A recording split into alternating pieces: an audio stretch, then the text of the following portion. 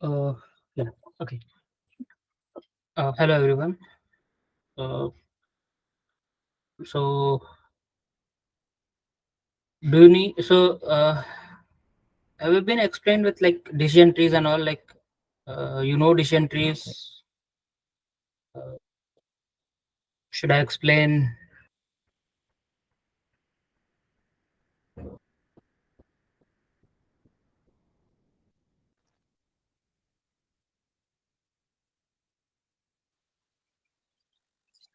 So we are all clueless. Okay. Okay. I'll explain.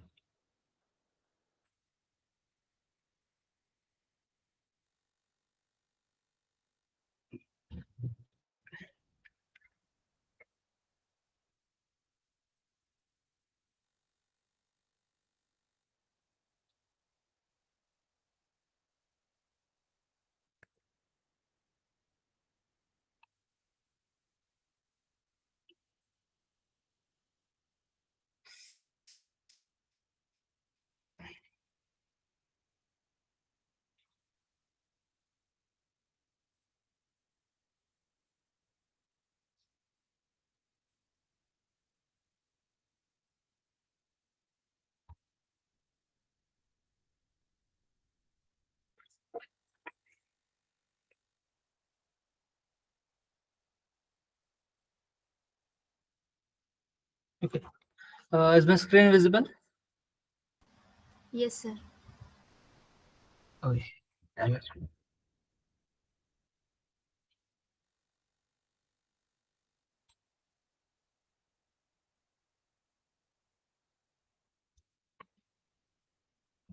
Okay.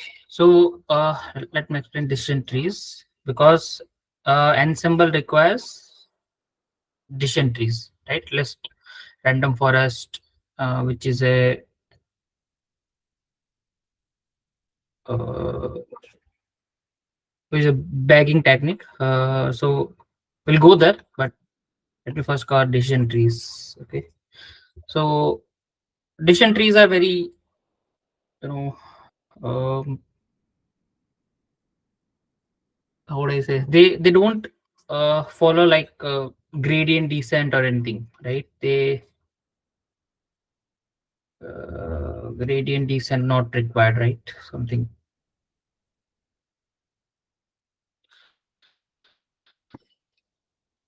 Mm, not required. So basically, there is no inherent like loss function or something. Like usually, what we have loss function, we compute this, then we try to reduce this, right? We wanted to like reduce this, but in this, that's what not doesn't happen. We What we do is we try to make kind of divisions, like we try to divide the samples in several mm, s- in parts and all, and like based on some decision, we take some decision, and based on that we divide the samples, and then we decide what it is. Okay. So uh, let me give you an example. So what happened is, uh, let's say the question is whether spelling is right. Not sure. Is weather hot today? Okay, something. So this is a question, and you can you can only divide it in two things. Like it should be binary tree. Okay, like binary tree. This All the decision trees are binary trees. Okay, so it could be like there are like multiple trees, like tertiary tree or something, which has like three or four, let's say maybe more than two decisions, like, right, two child. So but in decision trees only two childs are there, so one child and another child. Usually we call them like left and right child. So this is a left one and this is a right one, right?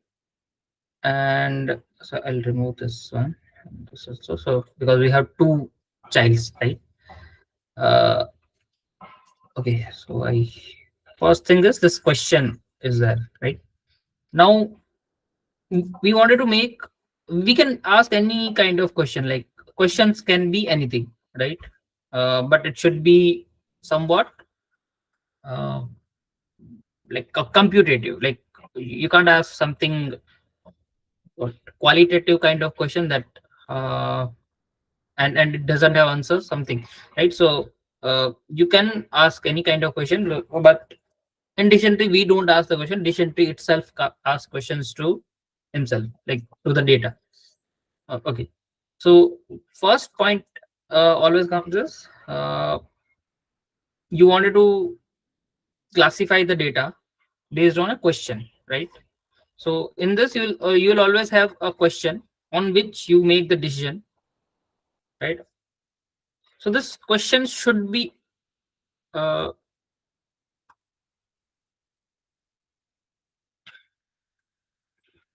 okay, right, on the basis of question you make this decision, right? So this question should be, judged, like how good it is, like the question, you can't ask any question, right? Because then it could be anything. So just to make questions better and better, we judge them, right? So to judge these questions, we have something like algorithms to judge a question. One you have heard like entropy. Then another is like index Gini impurity, sometimes like impurity also call people like Gini impurity. Gini index is also same thing. Then we have something called information gain. Okay, information gain. So these are all different kind of techniques are there to judge a question. Okay. Uh, so let's say uh, my earlier question is the weather hot today. Now this is a question. It could either come up as yes or no, something, right? So just so I have this, I will have some kind of data, right? Some kind of data I'll have. So let's say today, what I mean by today? Maybe let's say, if I start from, let's say, 6 in the morning, it's a 6 to 7, then 7 to 8, 8 to 9, 9 to 10. I have some kind of data like 24 degrees Celsius, 25, 26, 27, or something. Right? So like still this all are numericals. So I need to define what is hot in terms of our question. Then only it will work. Okay. So for now, let's not take this kind of example, otherwise explaining it would be very difficult. Mm, what I'll do is, so let's say I have this sample. Okay, I have one X. Okay, so I have only one feature and one Y. Okay, uh, so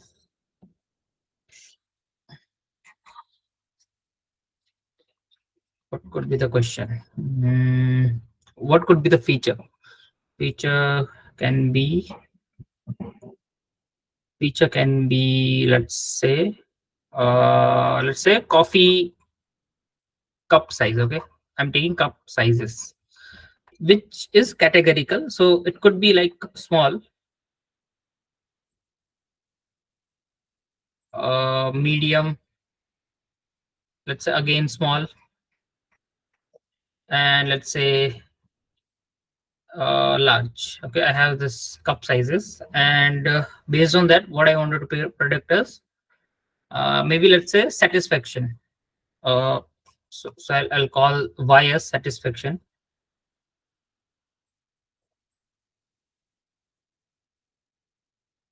Okay. So there are two values possible, like they are satisfied or not satisfied. Okay, so I'll call let's say yes, no, no, yes. Okay, something. Now this kind of data I have, I'll just do what I'll do is I'll just encode them, right? I need this in numbers. So let's say I have x and y. So I'll call small as 0, medium as 1, 0, 2, and this will be yes will be 1, let's say, and no will be 0, right? So let's say 1, 0, 0, 1. So this kind of data I'll have after my what I call encoding. Okay, so at least I have, okay, now I have data. Now I wanted to classify this. It's based on coffee size, right? So I can only ask one kind of question, or maybe let's say two kind of question I can ask. One is uh, uh, is coffee uh, what I call them. I mean, okay, so I don't know what kind of question this is, like in terms of words, but mathematically, if I call it, then the question is x uh, less than equal to 0.5? This is the one question I can ask. Okay, and another question I can ask is x less than equal to 1.5? Now, why I chose 0.5 and 1.5 is because see, x is x0, 1, and 2. What is in between this is 0.5. Here it's 1.5. So I can only make two kind of questions to uh, divide my samples, right? Two kind of question I can ask. So either this or this. Now, which question is better? Is this better or this one better? So let's say I'll draw a decision tree. So I'll say x is less than equal to 0.5. Okay, this is my question. Now my first sample will go inside it, right? So 0 and 1, right? And let's say yeah, and one more thing is, if my decision is correct, it will goes to left, goes to left. So first sample, okay, so I'll just for reference I'll draw the x's here, right? I'll just require x, I don't require y. For now I don't require. Okay, so that is x I have is 0, 1, 0, 2. Okay, 0, 1, 0, 2. So let's say if this sample goes inside it, okay, then what will happen? It is yes, right? True. So it will be here. Now this one, okay. How will I call it? How would I call this? Let's say I'll just give them not numbers but alphabets. Let's say A, B, and C. So A is here now. Then second will go, and you can see x is less than equal to 0.5. No, right? So B is here. B is here. Then again C is here and D is here, right? So I have this uh, two child nodes, which has A and C sample and B and D sample. Now, uh, okay, I can do same thing with x is less than equal to 1.5. If I ask this question, I can do same thing. Now, if I do, then is A here? Yeah, A should be here. B should be here. C also should be here. Only D is here. Okay, so now I have this two different variation of question, and based on that the sample division happened, right? Now which question is better? Which is better? Equal to 1.5. Like, so these two questions are there. Which one is better? To compute this thing, that which is better, we have to compute entropy. Either entropy you can compute, or let's say you can compute Gini, or information gain. Okay. So let me take Gini, because this is like more popular in terms of decision trees, and it will come several times in this also. So in Gini, what we do is we compute. We compute not summation, but uh, 1 minus 1 minus probability of 1, like probability of something. 1 means any possibilities. Okay. Then like possibility 2 something, possibility 3 square, something like this, right? So yes. Mm,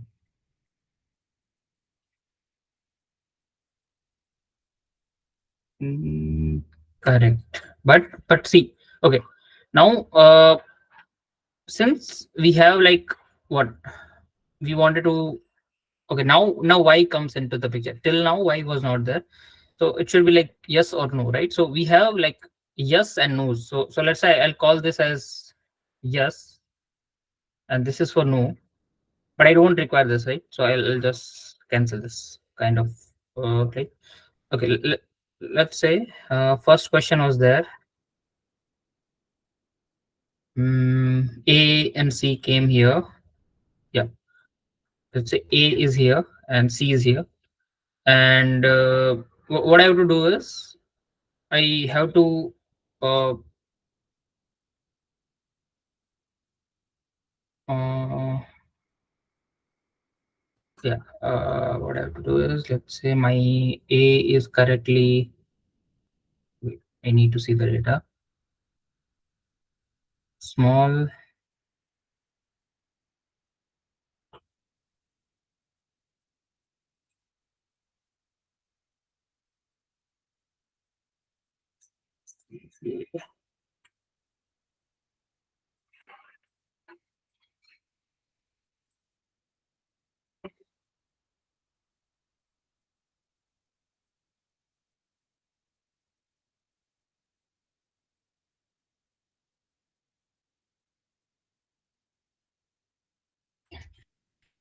so I'll have yes and no's here.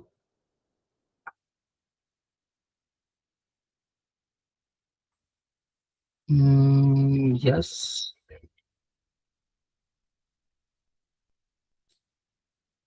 and no, and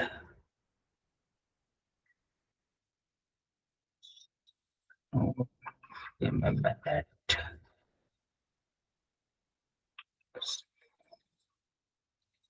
No and yes, and I have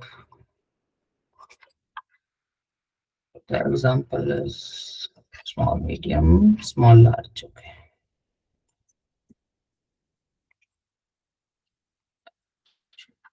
Okay. And this is A, B, C, and D. And A and C are here. B and D are in another leaf.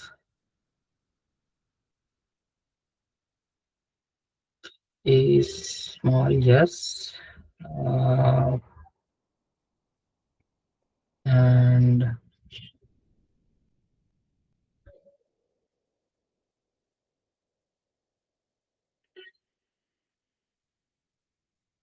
yeah, okay. Okay, I understood. Kind of forgot one important. So here we asked, let's say x is less than 0.5 or not. Okay. Now we have two childs.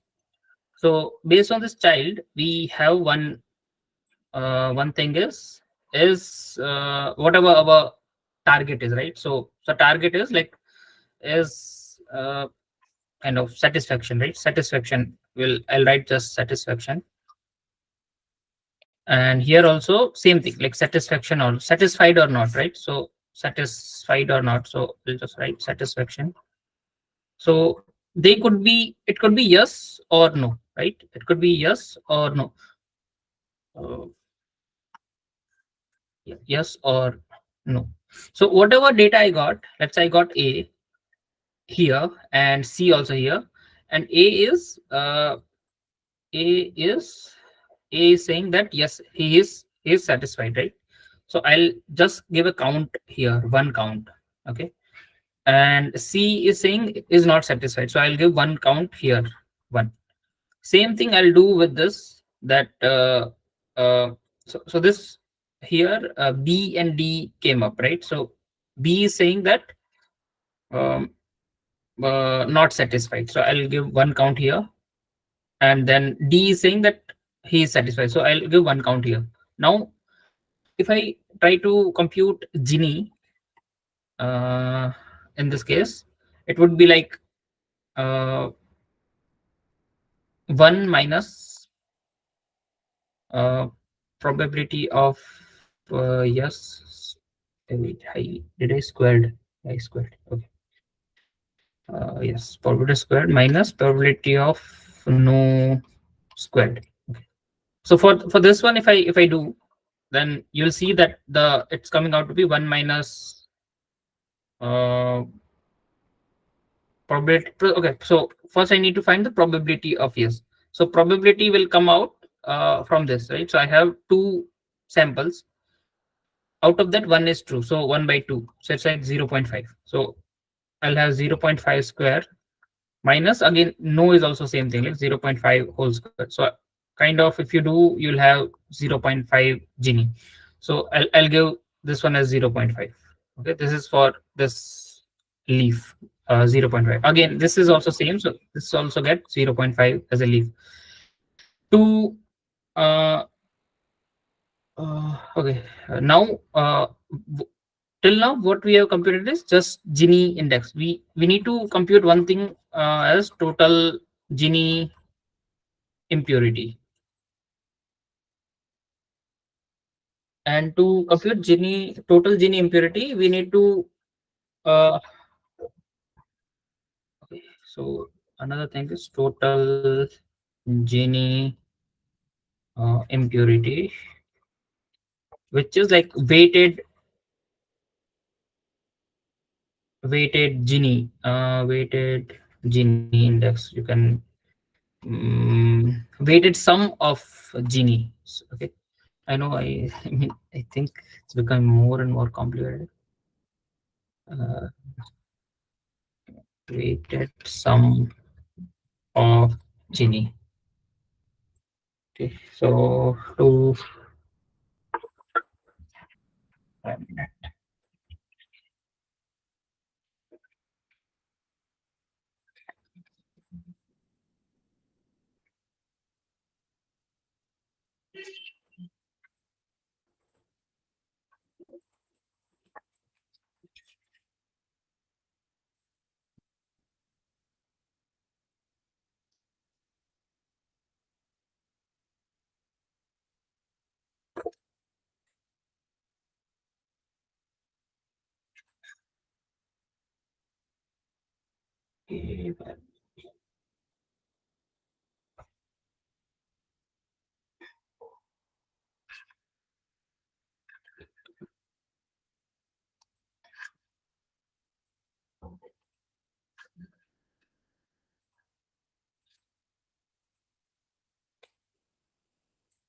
what happened?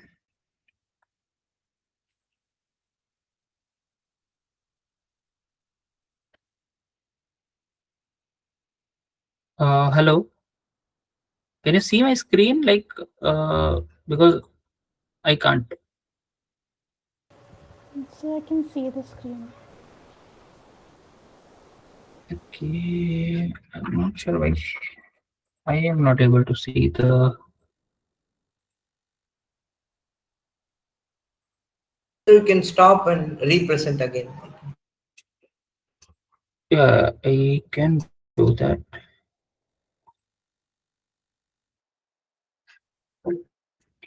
Uh,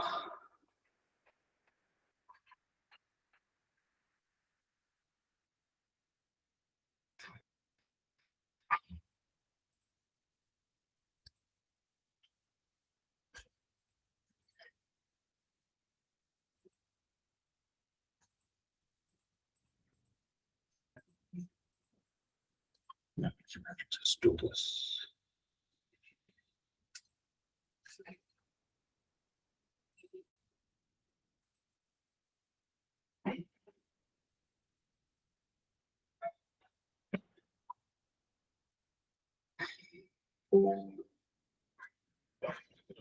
Okay. It's visible, right? Uh, Hello. Yes, sir, Yes, it's sir. visible. Okay. Okay. Thank you. Thank you. Okay. No. Okay. Not weighted sum, but sorry, weighted average. So weighted average is just easy thing. What you do is you have genies of both of them, right? To so currently what we did is we were able to compute genie for the leaves, right? Or child node we were able to find, but not for the this you could say a decision or a stump. Okay.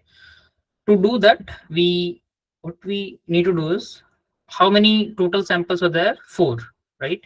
Out of them, two went to left. So this is weight of first one. Okay, multiply by whatever genie it got. So 0.5 plus 2 by 4, 0.5. So in this case, and see you are not able to distinguish it. But let's say I have what I have, let's say I have this decision. Okay, in this node, five sample came. In this node, let's say I'll just choose no. This is seven sample came. Okay, I'll just choose something, and genie for this is you could say, let's say yes and no or something, like so based on decision function you were able to find this g1, and that came out to be, let's say, what you did, 1 minus something something, probably so it could be never higher than 1. Okay, let's say it came out to be 0.4, and this is 0. 0. Uh,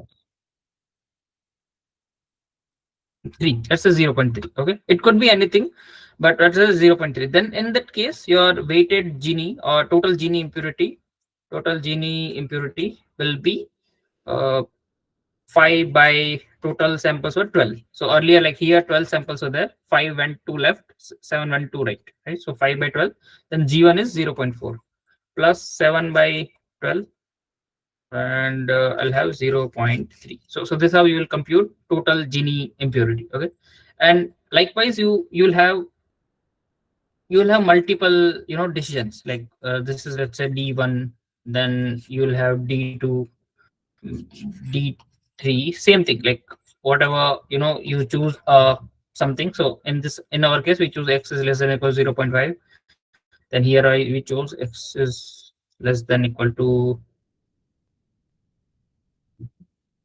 1.5, and you can ask further question also if needed, right? So we'll have different decision trees, and on that you will have total genie impurities, some numbers you will have, right? Let's say n1, or let me write, not give new variable, but like, let's say, you know uh, let's say tg1, tg2, tg3. Okay, so we'll choose the question which has the lowest this tg. Okay, lowest total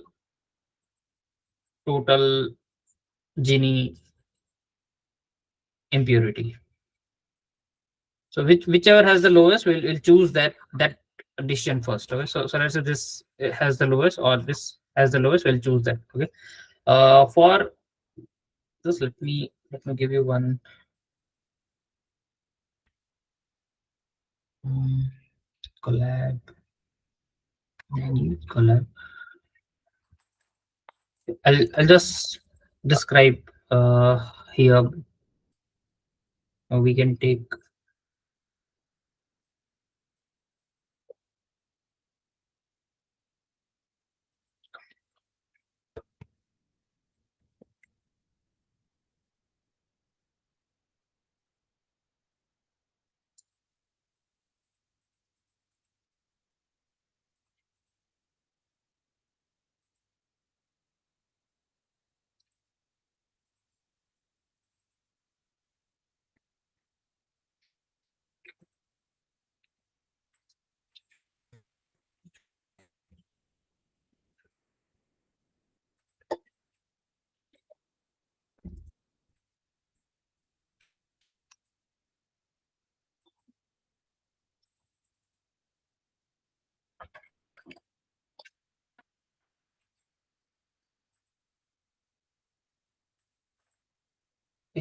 So I'll just import numpy as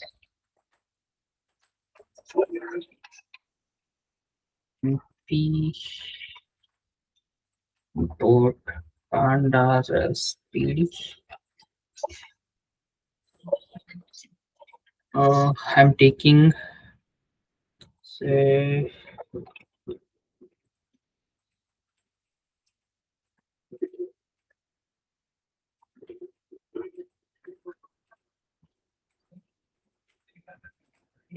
okay, let's say x is rs dot n.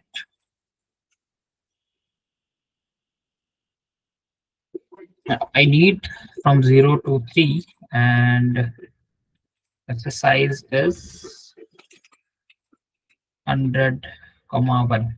So if you see x, looks like, it looks kind of like this. Okay, so you can see somewhere 0 is there, 1 is there, 0 1 2, something like this, x is there, right? And y is, let's say, want 0 comma 2. So I'll have like binary class only. Okay, and size I want is 100. So if you see, y will not have 2D array but 1D. Okay, so I'll have some classes and all. Now let's say one more thing I wanted to do is, maybe it's better to have it in data frame.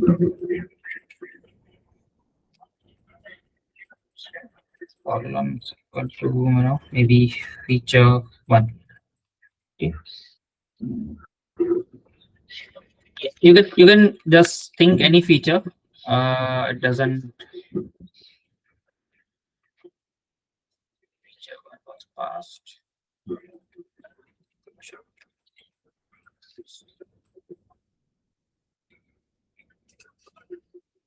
Don't need this. So I have x. Okay. Okay. So if I give you x dot value counts, then okay. So I have 39 type of 0. So 0 could be any value, right? So in this case, it's a small, medium, large. You can take that, okay, or anything if you want. You can imagine that, and I'll have y dot, the y doesn't, y is not data frame. Let's make it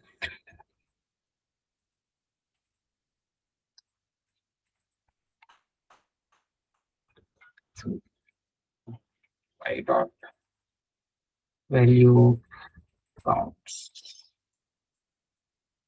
Now y has like 57 and 43, 0 and 1.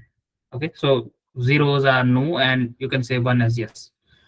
Now let me just build a decision tree. Okay, so let's say, so to build a decision tree, I require from sklearn dot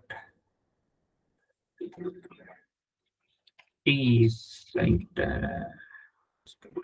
tree.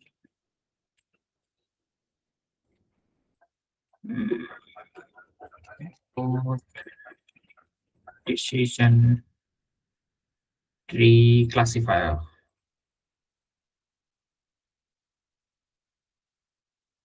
Okay, and I need something to plot trees, which is plot tree, tree plot tree. Okay, now let's say if I create this classifier, I'll just keep it default dot fit x comma y.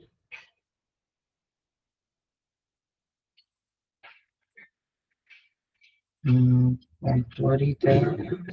I need to just plot the classifier.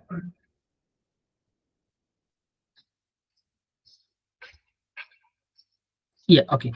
Now this is, now we have the first one, which is called root node. So this first one, if you see, that's called root node. Okay. Then we have what they called intermediate node or child nodes. You can say these are like intermediate nodes. This is not intermediate node. This is a leaf node. So leaf nodes are the one which are like the last nodes in anything. Okay? So these two are also leaf node. This one is also leaf node. Okay. So here you can see the numbers are appearing 57 and 43. These are same as what we computed from value counts, right? So this two type of we have 100 samples are there. Gini came out to be 0.49. Why is that? If you compute Gini here, you'll see that what you need is 1 minus probability of yes minus probability of no. So which is like 0.57. Yeah, 57. Then I need to square that and minus 0.43 square bracket, which is this. Okay, so this is how you will have Gini. Don't worry, this first Gini is not that important. Okay, so the rest of the Ginis are really like important. Okay, now we divided the data based on this. This is our decision function. Like x is less than 0.5, like we did, right? So since okay, why it chose x0 over x1, sorry, x0 less than equal to 0.5 over x0 less than equal to 1.5. So these two kind of questions are there, right? Question number 1 and question number 2. You can say q1 and q2 we have. Why it chose q1 first over q2? This is being decided by this total Gini impurity. So if you ask these two questions and if you compute the total Gini impurity like we did here, so you will first compute, like first you will compute this individual Ginis. Okay, individual Ginis you will compute. Then you will do this weighted average of Ginis. Then you'll have some number. Okay, if you do that, then you will know that the total Gini of the first question, which is this, has lower than the second question. Okay, so that's how this decision function is being drawn. Okay. Any further explanation you need in this, like addition tree? Because that's the only thing you do. See, what you did here, you got like two parts now. Now whatever you did here, like the first thing, you compute Gini and all, same thing you will do with the 61 samples. That's all. Like earlier you had 100 samples, like this hundreds were there, 61 went to the right side. So now your sample size will reduce and you'll do the same thing what you did here, right, the first time. So nothing changes there.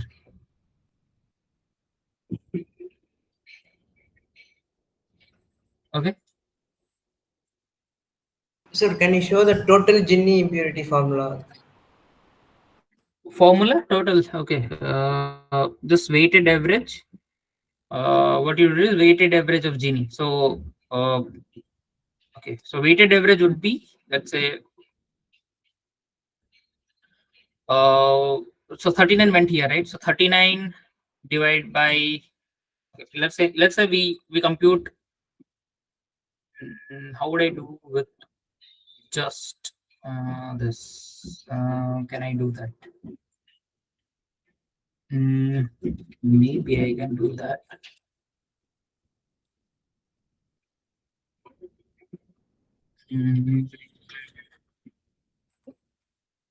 I'm not sure if I can show you like computationally, but what you have to do is you have to do like 39 divided by 100 So this is the weight for first one, and then whatever G1 comes from that, right? And you have to sum that with whatever remaining is 61 divided by 100, and that thing you have to multiply with G2. Okay, so you have to multiply that with G2 is G2 the Gini impurity of the right child. of the right child. Yes, for right child. Yeah, maybe I can write right also. G right and G left. Okay, so this is how you will compute Gini for the total Gini So impurity.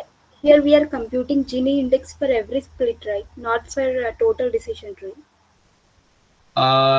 No. First, we'll decide which question should we ask, right? Which question we'll ask. So based on that, so let's say you ask this question, and then you'll have first, uh, mm, first left and first right, right? So only based on that you will decide, right? Okay, this question is better than the other one. You will compare both the questions, right? So let's say this one came up better, so you ask that question and you have this answer. Now you'll go, you see that there is still some impurity left in this also impurity is there, but you can ask another question here, right? So because you went to no, then only you can ask this question, no? Left side there is nothing there to ask.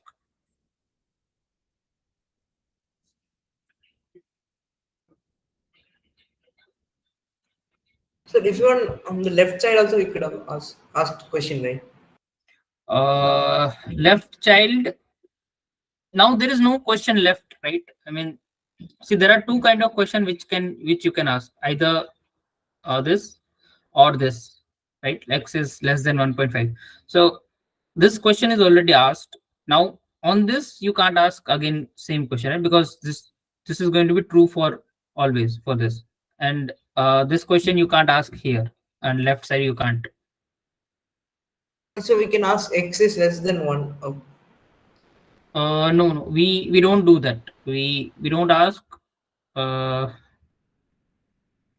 such question. But we don't ask such question. Like what we ask is we always have, where is it? This it's not there. So what we always do is whenever we have the range of values or any kind of value, let's say not this pen.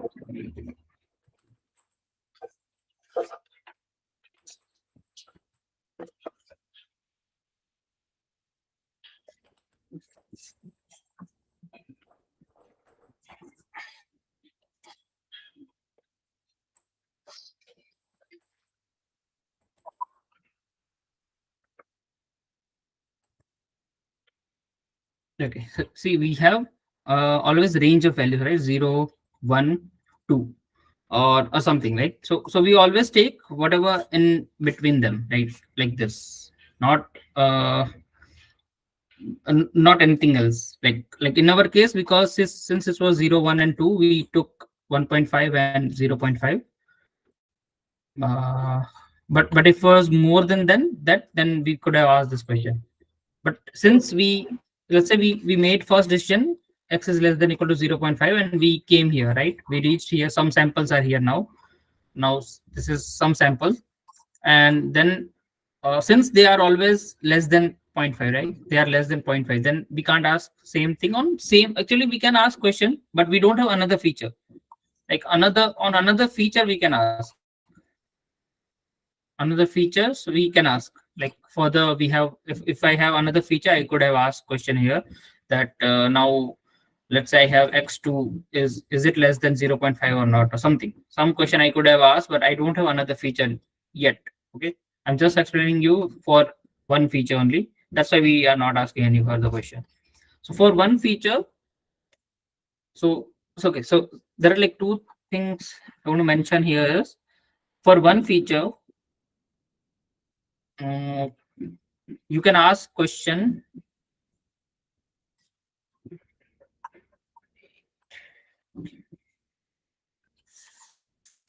for one feature, you can ask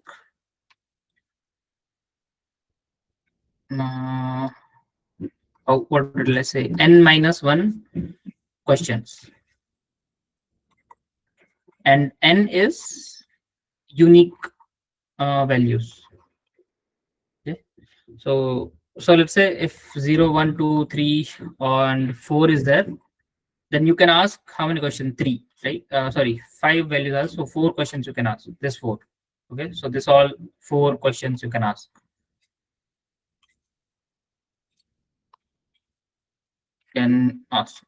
So I'm currently talking about only one feature, right? For one feature, right? So let's say if you have two features now you have, let's say I got F1 and F2.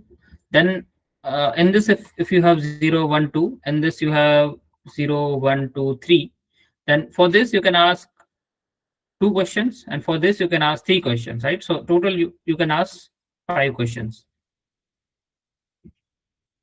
or something like this. So we'll see I'll run this code again. We'll have now I'll add another feature to it. Okay, so see, the important part is how to select the question. Okay, now it doesn't matter from which feature it comes from. Let's say it comes from F1, F2, F3, any feature, right? Any feature it comes from, doesn't matter, because what we are doing is we'll compute Gini impurity, total Gini impurity, and then we'll give the order like this, right? So let me add one more layer to it. So I'll just not copy this. I'll keep rest of it there. And let's say if I have two features, now same thing. Y would be same. It's fine.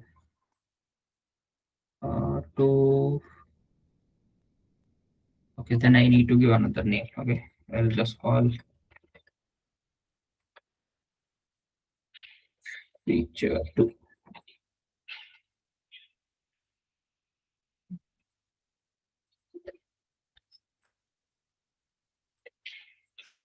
Now if you see X is like this, like 2 rows are 2 columns are there. Again, I'll just do fitting. I'll just do the fitting here. Let me plot the tree also with that. Now you will have probably, so 3, 0 to 3 means 0, 1, 2 in feature 1, and 0, 1, 2 in feature 2 also. So you can ask like two questions from each column. So max you can ask 4 questions. Okay.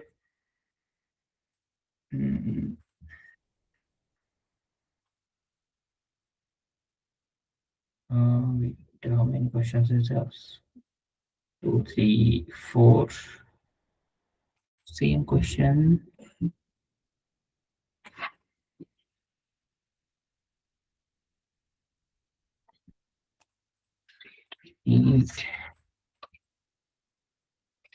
Fill group.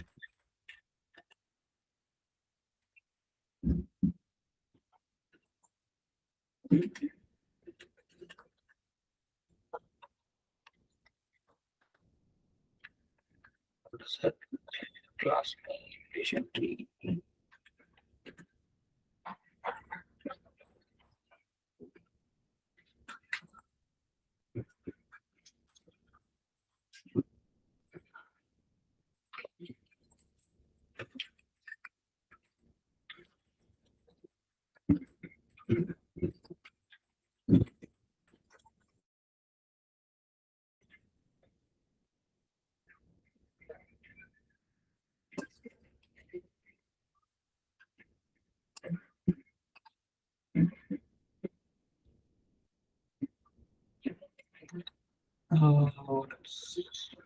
Yes, okay. On feature 1 I asked question, then on feature 2 I'm asking the same question here and there. And then same question here.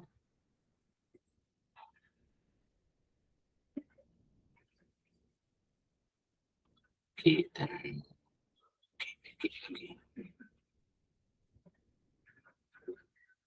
okay.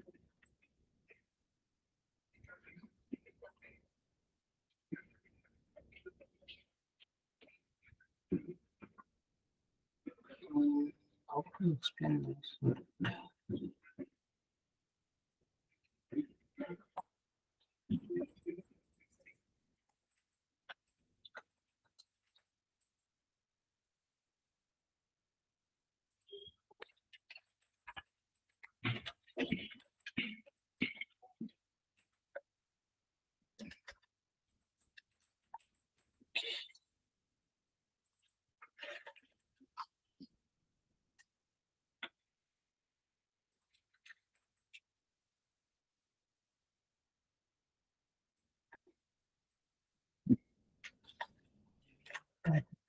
Top.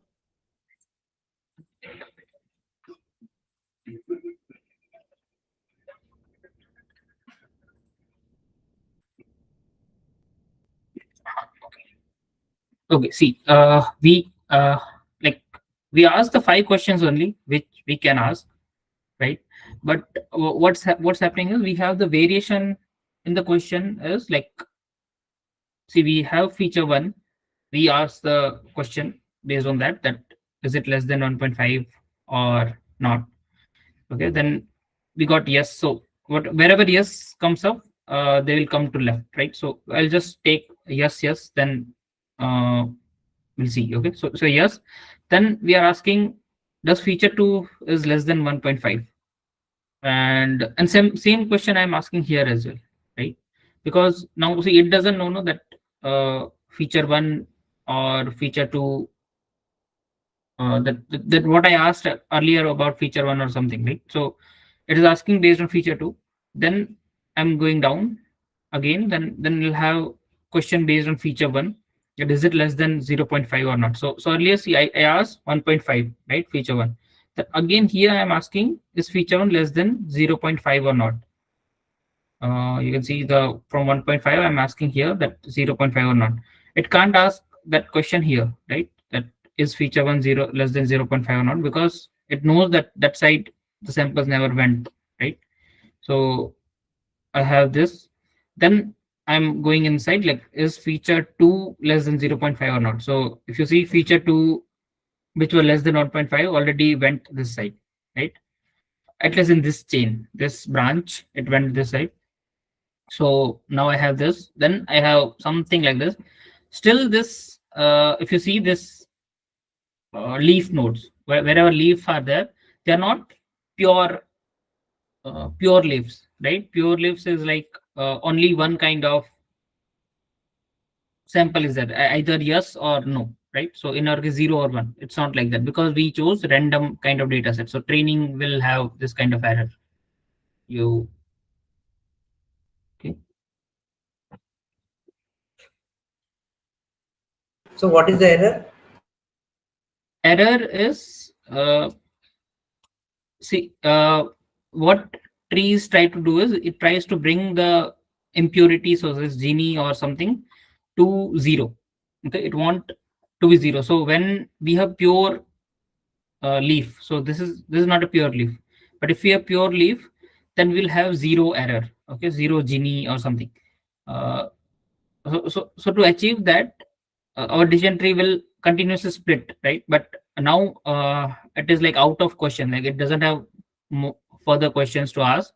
So we are having this kind of leaves which are impure, and we have error. So error is this, like 6 0 and 9 1, right?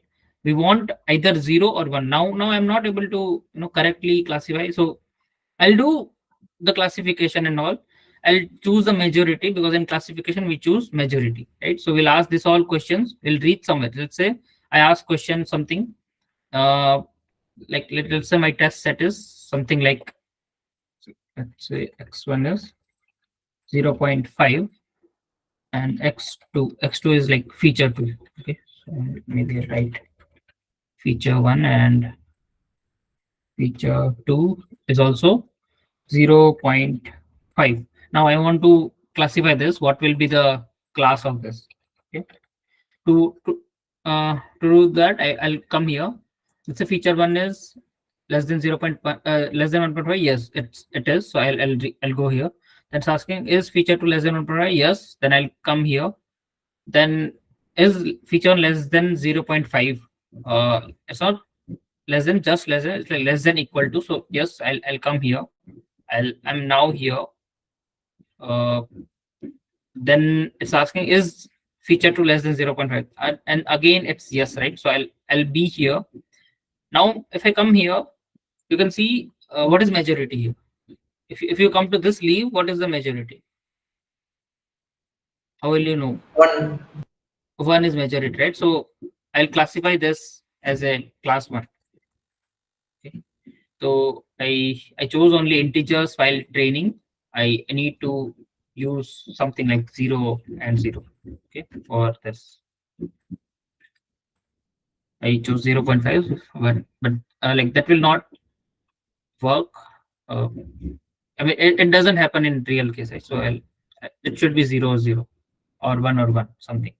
And if let's say my feature 1 is equal to 1 and feature 2 is also equal to 1, then what will be the class of it? If I come here, let's say, is it less than 1.5? Yes, I'll come here. Is it less than, feature 2 is less than 1.5? Yes, then I'll come at this point. Is it less than 0.5? No, right? Feature 1 is not less than 0.5. So I'll come here. Is my feature 2 less than 0.5? No, that's not true. So I'll come here. And if I see again my, what I call the majority is class 1, right? So I'll again, this is also a class 1. So where is class 0 measuring is maybe,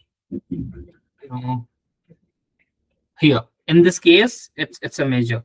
So to reach this, my sample should be like, it should be feature 1 should be less than 1.5. So it's a 1. And then feature 2 should be not less than 5. So let's say I can take 2. And then it was 1. So yeah, I'll come here. I'll reach here. Okay, in this case.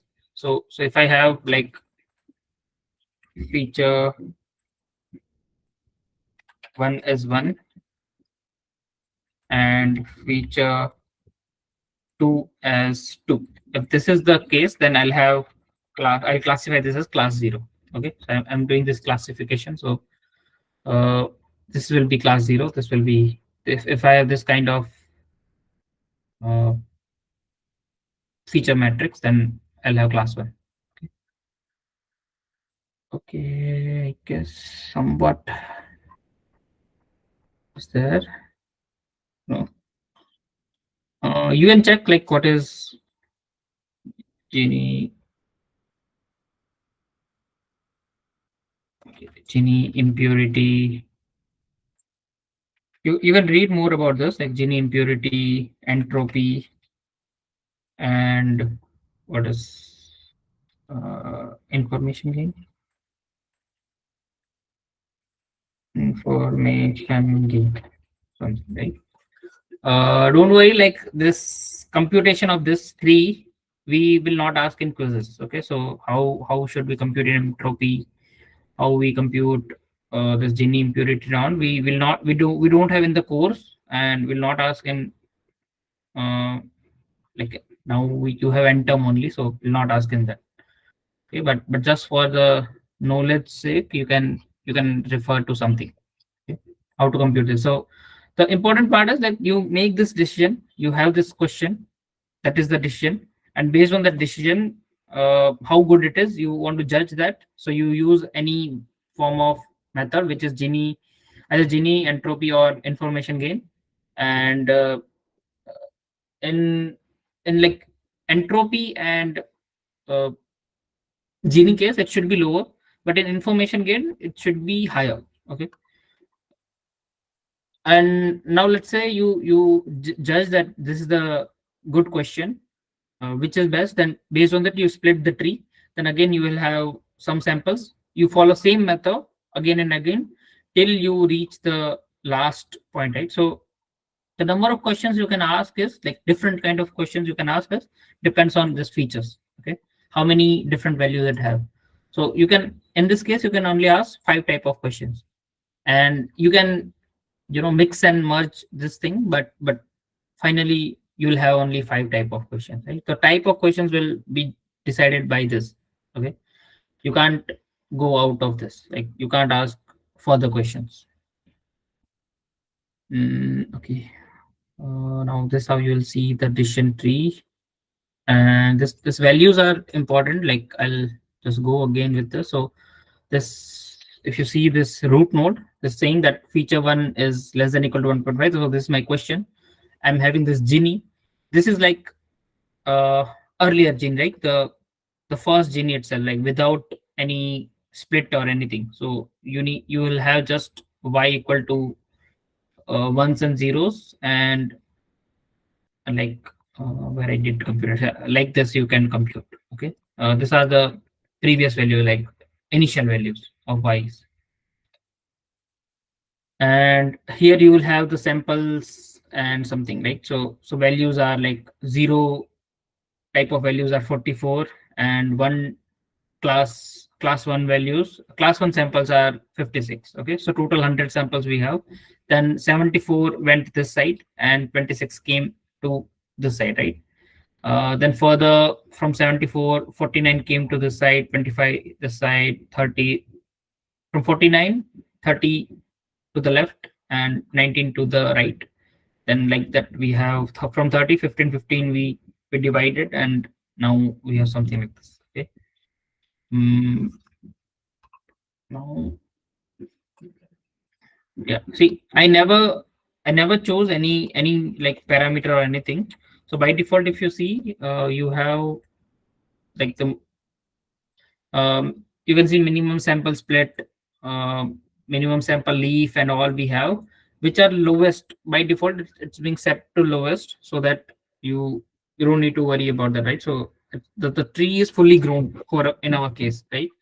And in addition, fully grown trees are always being considered as overfitting. Okay, we do overfitting if we have the fully grown tree, which in this case it's a fully grown tree.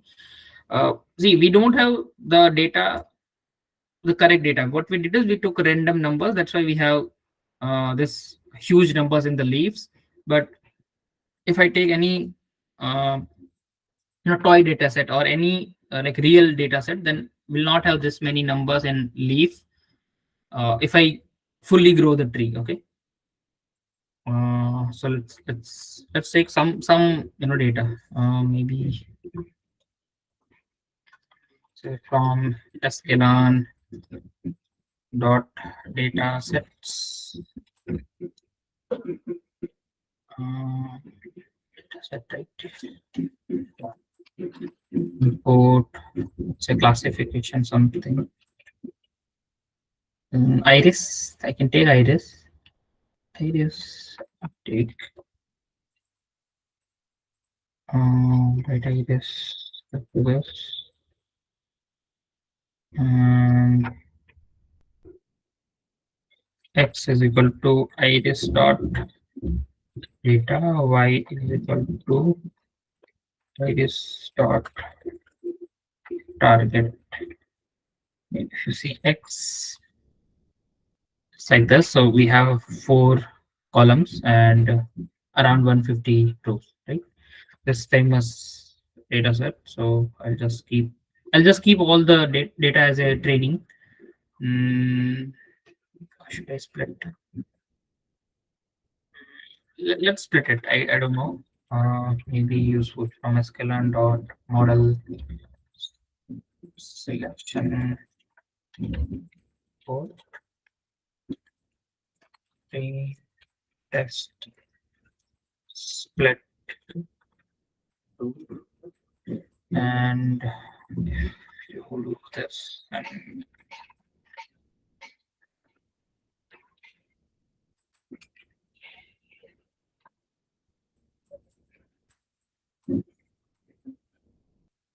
right.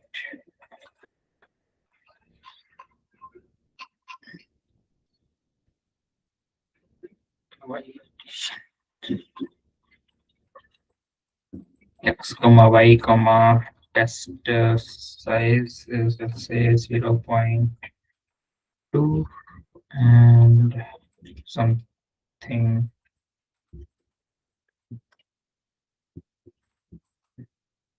I need 4 variables, which is like x train comma x test comma y train comma y test.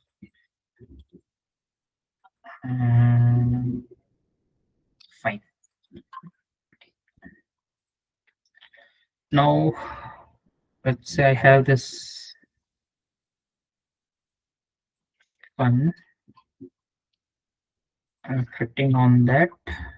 I'm creating this classifier, decision tree classifier, which I already imported. I'll train on xtrain now. So xtrain is contains iris dataset. Okay. Classifier. I'm using this plot tree. A plot tree method you can import from sklearn to plot the decision trees. Okay. And I'll run this. Okay. What? Oh, maybe this is the problem. So maybe I can give feature name as iris dot target names or something. Yeah, target names is there. I can do this.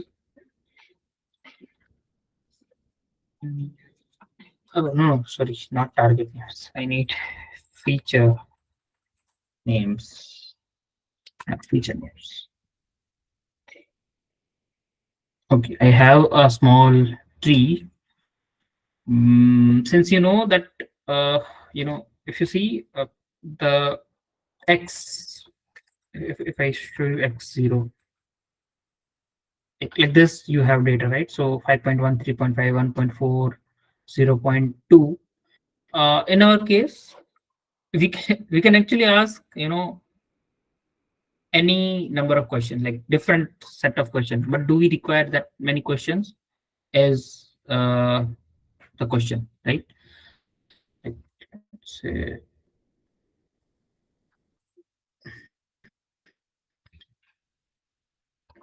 I can.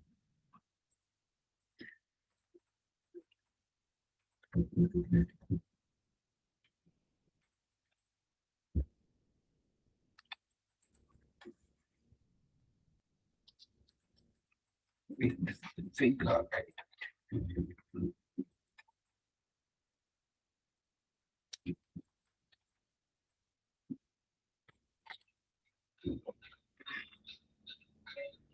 Okay.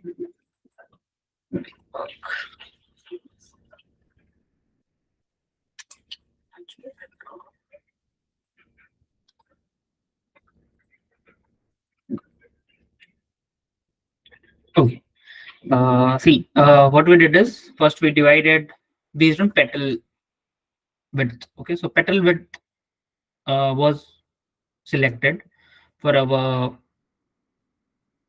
first decision, right? And it chose that it should be less than 0.8. So it can choose any number between all these possible values, right?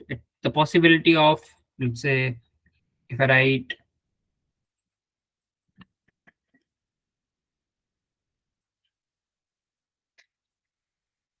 petal width could be which one? Actually, currently my data is in NumPy, that's why I can't write just petal width. I have petal width, which is last one, right? So if I write x3 and maybe I give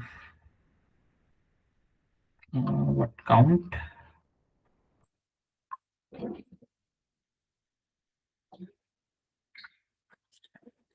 and something was there. Written counts equal to row.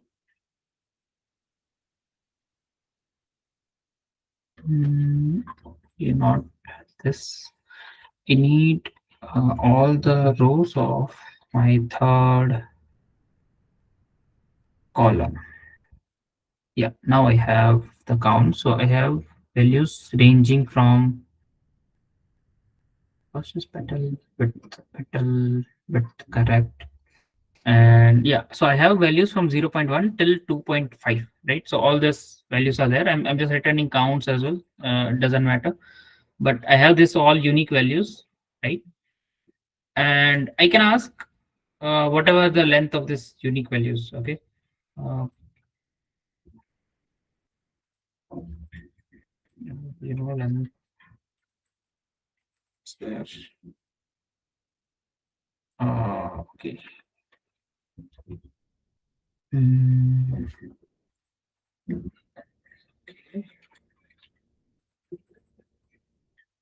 so we have 22 different kind of values, okay? So yeah, we have 22 different. I can ask 22 different kind of questions, but do I need to ask that many questions? That is the question, right? Like, do I need that many questions for from one column itself, right? So we So can ask 21, right? 21. Yeah, you can ask 21. Yeah, correct. You can ask 21 questions from one column only. Like this, I'm talking about only one column. Okay, only one column. And same thing you can ask like for each. If you sum, you will have more than 100 question maybe. I'm not sure, but you can have. Let's say if you have 100 questions. Uh, let's say if you have 100 questions to ask, you don't really ask 100 questions. What you do is you compute this Gini and all, then you figure out which questions are best to ask. So at every stage of this, let's say you come, you have this, you come here, right? You have 81 samples. See, earlier the scenario was you have 120 samples. Now you have 81 samples. That's all. Like there is nothing changed from here to here. Just you have less number of samples. You will do again same thing. You'll compute Gini for each column. Then which has the best, you will take that question, and based on that you will further split, right? And then if let's say if you come here or there, here if you come up and left side, then again you'll have 40 samples. Whatever you did earlier, same thing you'll do again and again, right? So likewise you'll have splits and splits, right? So in this case, if you see here I have Gini 0. Can you see Gini is 0 because this is a pure leaf. Like I don't have any impurities in this. This is a pure leaf, right? Uh, Same thing I'm having here, right? So here also I have pure leaf. Here also pure leaf, pure leaf, pure leaf, pure. I'm getting pure leaves here and there because this is a real data set, right? So I'm able to train it better. Earlier we took random numbers, so my model was not able to train it better. And like so, since we have see all the, I guess we are able to solve all the sets. Like now we can at least accurately predict classes for training set. For training set, we'll have 100 accuracy. If I show you the score of classifier for training set, okay. So let's say classifier.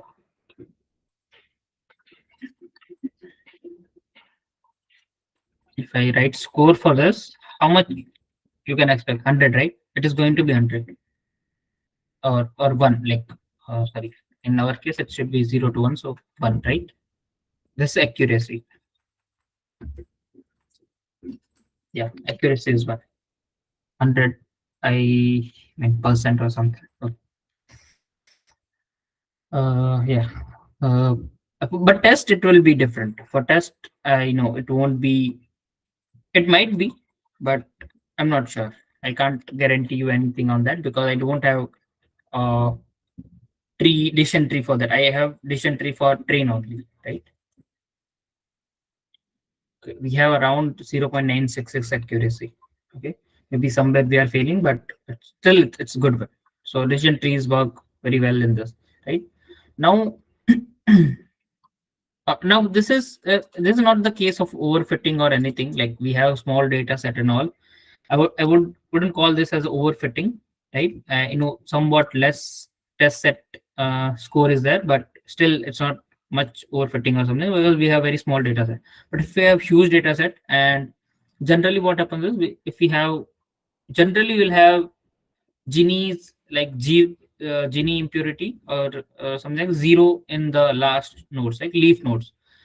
And it's good for training set, but for test set it's not good. Like for test set it's going to overfitting. So to reduce the overfitting, what we do is we prune the trees, right? We cut off the tree. So cutting the tree, there is a special name for that. We call this pruning. So pruning means cutting the trees only. Okay, so we cut like this. Maybe we can cut this. We can cut this thing. We can cut, right? So currently, if you see the uh, depth depth is counted as like it starts from 1. So this is depth 1, 1, 2, 3, 4, 5 and 6. So we have 6 depth, right?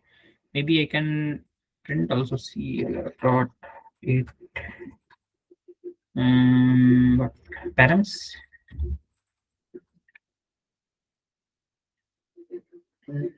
Okay, I don't have, this is a parameter, but I don't have attributes. Maybe or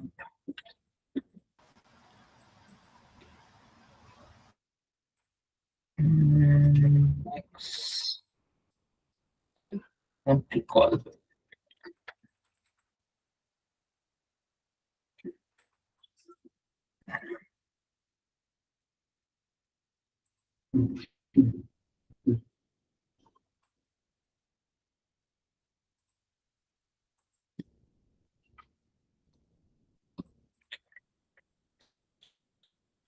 I have what max features, no 3.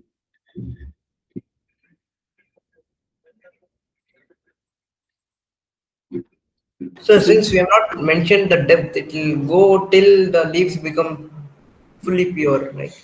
Or till the minimum samples leave. Minimum no, like it's true for the data set, it's true, correct, but see here we didn't had pure leaves, and we didn't come up like minimum sample split or any kind of condition also we couldn't able to make, right? So But the questions got over. Right? our questions got over. Yeah, sometimes this also happens, but generally we don't consider this case. Okay, this very special case, it usually never happens, never happens. But in our cases, yes, we go till we have pure leaves, or either one of these conditions get fulfilled. So we have few conditions. uh, let's see, we have few parameters, like let's say max depth. You can set something. So currently we don't have any depth set it, but we can set like 2, 3, 4, right? Anything you can set. So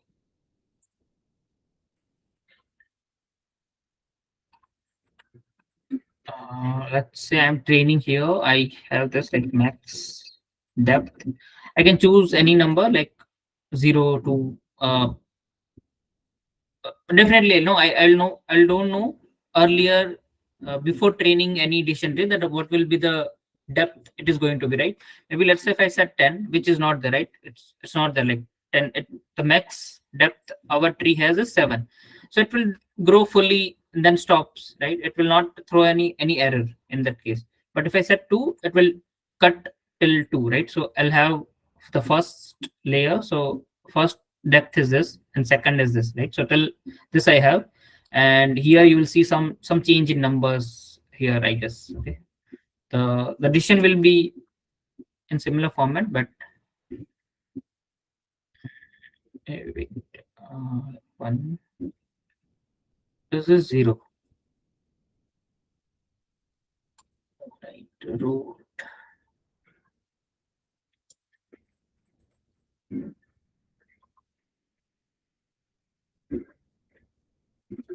okay, I guess 0 is not possible. Okay, maybe root is 0. Okay, maybe look at my counting mistake, but you can consider this root as 0 or something, then 1 starts from here, right? You can do that way. So if I set something, till that depth, my tree will be grown. So this is all pruning pre-pruning. Okay, pre-pruning parameters. Okay.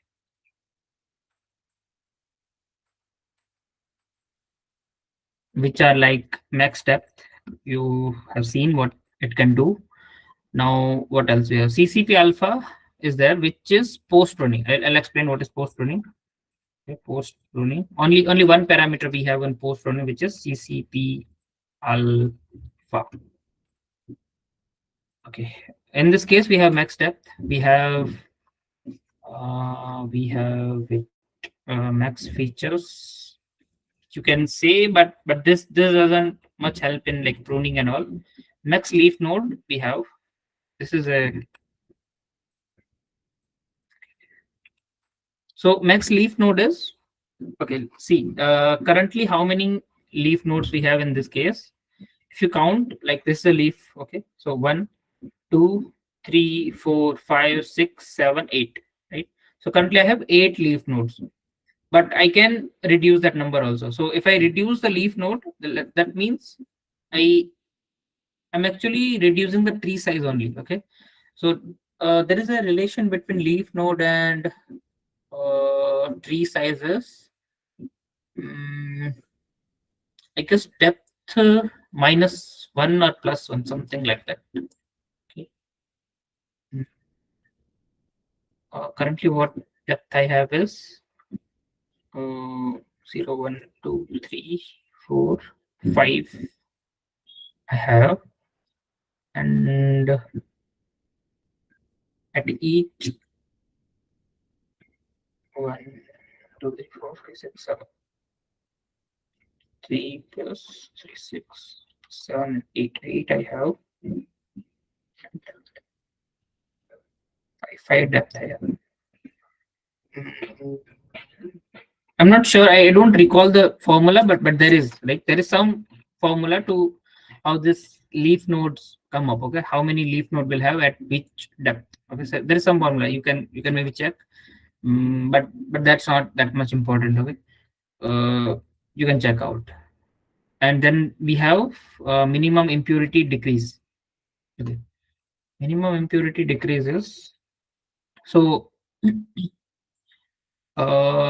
whenever you make a decision, don't like think further, but just one part only you have to think. So let's say I have 0.665, right?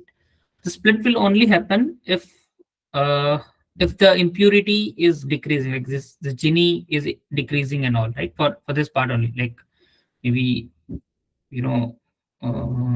you'll see somewhere increase also. Is that case here? Here let's say if you see from 0.32, it got increased by 0.5, and here it's 0.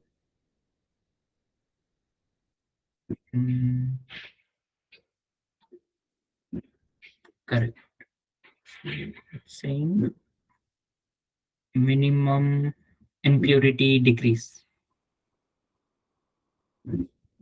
That is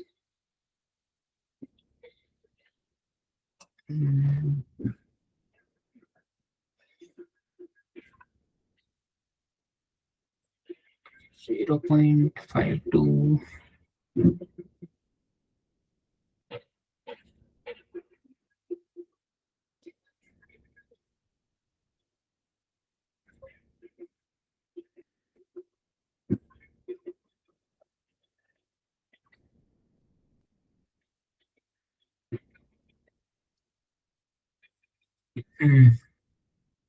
Okay, not sure about that, but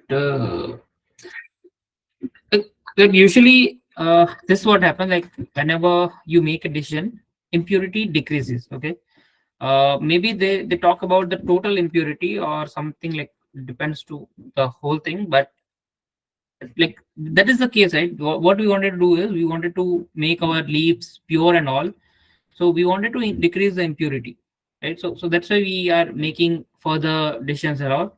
So you can set maybe how much impurity decrease should be there, right? But generally, this is not something we this is hyperparameter. You can set anything, but generally we don't go into this. Like we don't uh, do make further changes and all, because there is no further research or anything happened on this. Maybe you can look into this, how much a decrease in impurity should be best or something. But still, for now, we don't change much to that. Okay, minimum samples leaf. Yeah, this is important. Minimum samples leaf is, so leaf is, this is leaf, right? So how many minimum samples should be there to um, yeah, how many minimum samples should be there in the leaves to to complete the, like, to stop the tree from further growing, right? So let's say if I set that in leaf uh, minimum 40 should be there, or let's say if I set 50, then then this decision will never happen. Like, let's say if I do minimum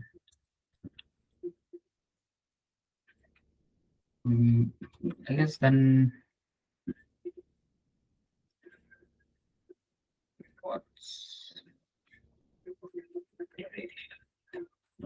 minimum sample left should be, let's say, 50, right? So in leaf, how many sample minimum should be there? If set it to 50, that's a very high number. I don't think so the tree will form. Okay, it actually did classify something, but now it chose a different path, right? So now it has the questions, but out of all the questions, it didn't choose the best one, but chose something else to make the condition satisfy, right? So it did satisfied, but the question changed. So now I have 69 in this leaf and 51 in this. So now I can't further split, because if I do further, okay, let's not keep this. Maybe I'll have one split, probably. No, there is no split which can do it. Okay, that which can maybe divide 1 and 50, or here maybe uh, whatever is 19 and 50, something like that. So there is no question like that which can do that. So it's not further splitting. Okay. Now what we have, minimum sample leaf, minimum sample splits. Okay, so this point, let's say if you are here, there should be some minimum sample required. It should be there to make a split. Okay, so let's say you are 120, you have you set something like 50, I set it, then at least it has more than, no, I haven't set it anything, sorry, I haven't set it anything in this. So if I set something, then the number should be higher than that to make the split. Okay, so if I have, let's say 51, even if I write like 51 or something, it will still do the split, uh, as long as it is fulfilling the condition. So let's say if I write minimum,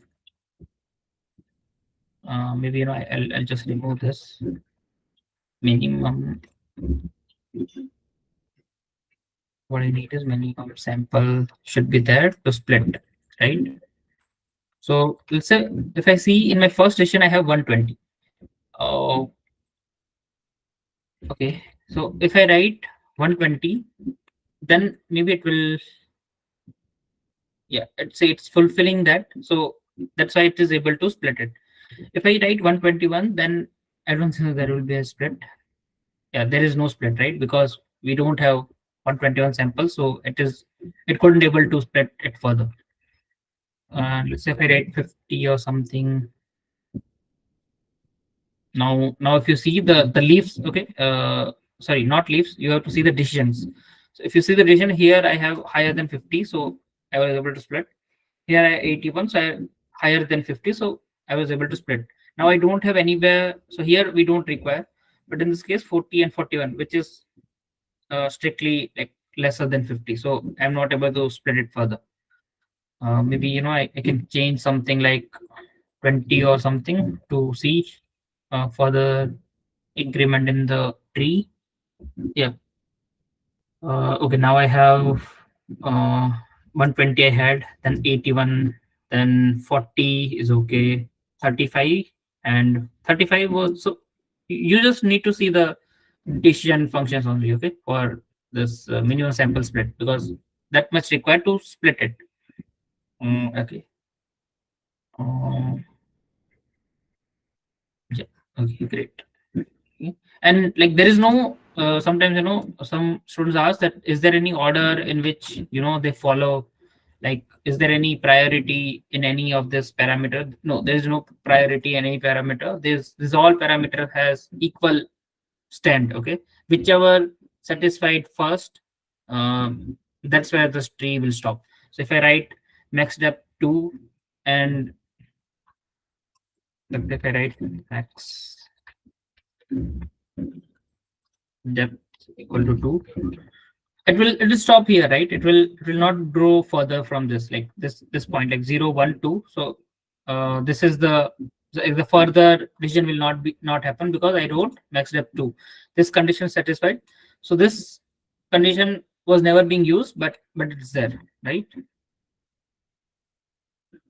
Okay, so I have depth 2 only, so whichever condition is being satisfied, that's where the decision will stop. Minimum weight fraction leaf. Uh, minimum weight fraction leaf.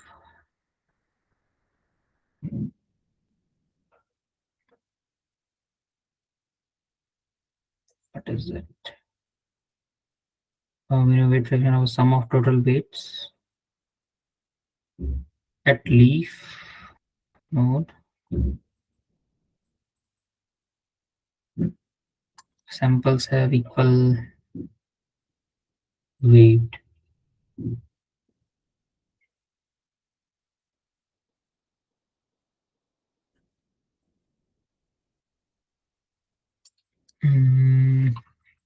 Never use this.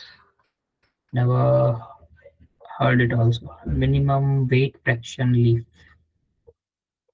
Let's see how to. I'll try how to do this. Minimum weight. What we have fraction leaf. So in leaf we need some thing, and it's saying that, let's say if I write 0 point, so currently they have equal weights. Minimum weight fraction leaf. Maybe if I write 0.3,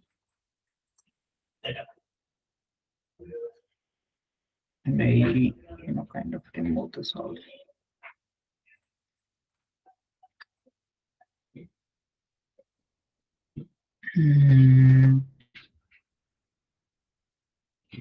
No, I didn't get it.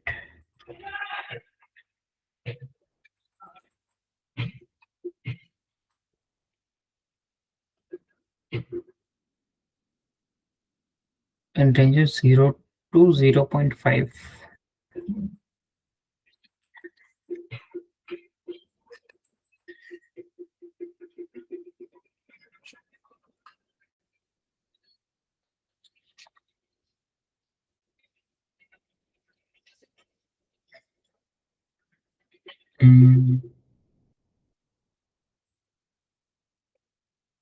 Okay, so let's I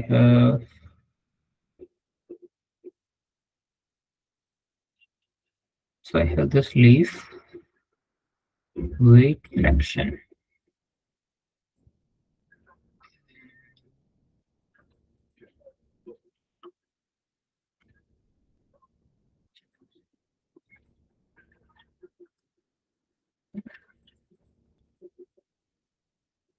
So 9, that is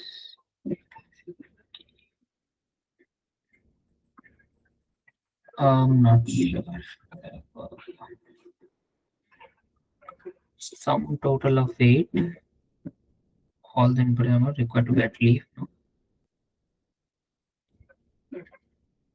That is okay. Samples have equal weights. Sum total of weight.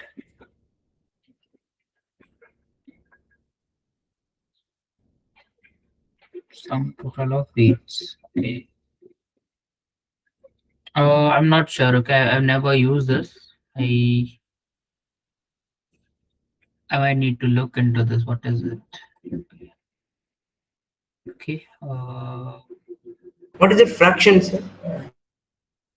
That's what I'm not sure. What is this fraction? What kind of weight they are talking about?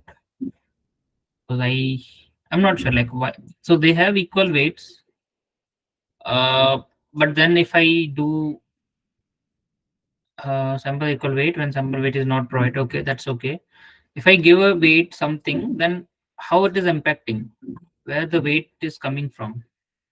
Maybe this class weight, okay, let's say this class weight is there. So currently by default, it's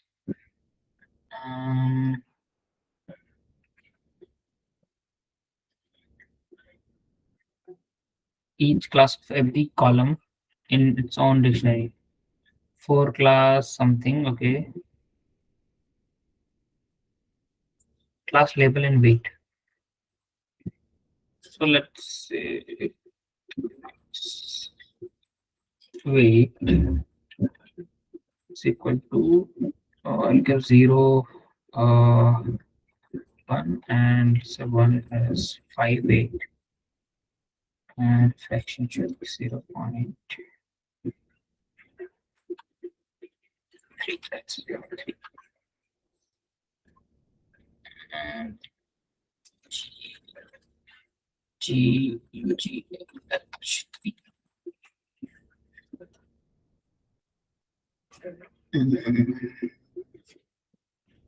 Okay, now it is making different choices.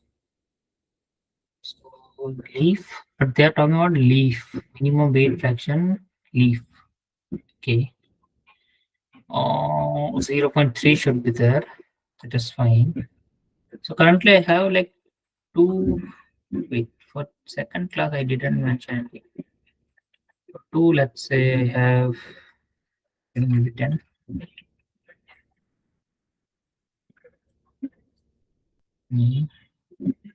And the fraction minimum should be 0.3. So let's say if I take the first this leaf, I have 39 divided by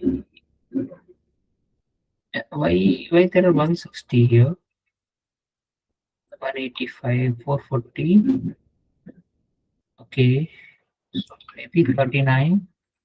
What it did is whatever number was there, it took 5 times that. Maybe class 2 star 5 times, and then whatever class 3 is there, give 5 times to that. Sorry, 10 times to that, which is 440.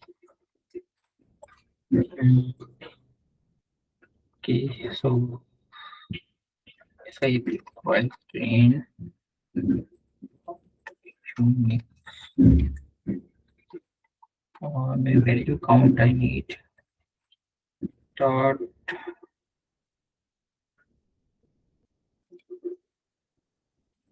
count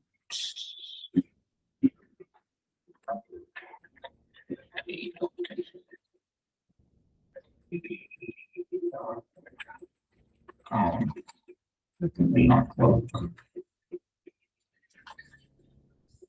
Compares no attribute count. Okay. Just use this. Unique return count. Okay, I have 39 is okay. 37 times 5 and 44 times 10 is 440. So that's how I got this numbers. 39, 188, 440. So I can give class weights. That is okay. So now I have different class weights. That's okay. So if I see the fraction of each. So what is the use of class weight? Class weights. Oh, you can define how much a class is important. So let's say maybe what happened is, let's say you have three classes or two classes, let's say yes and no, and some that yes is more important than no, then maybe you want to give higher weightage to yes. Okay, so that's what you can do. You can you can give high weightage to important classes, and maybe set low weights to lower important classes. So If it you're will try to classify yes correctly, right? not, Like, yes, so it will try to classify yes more correctly. Yes. Okay.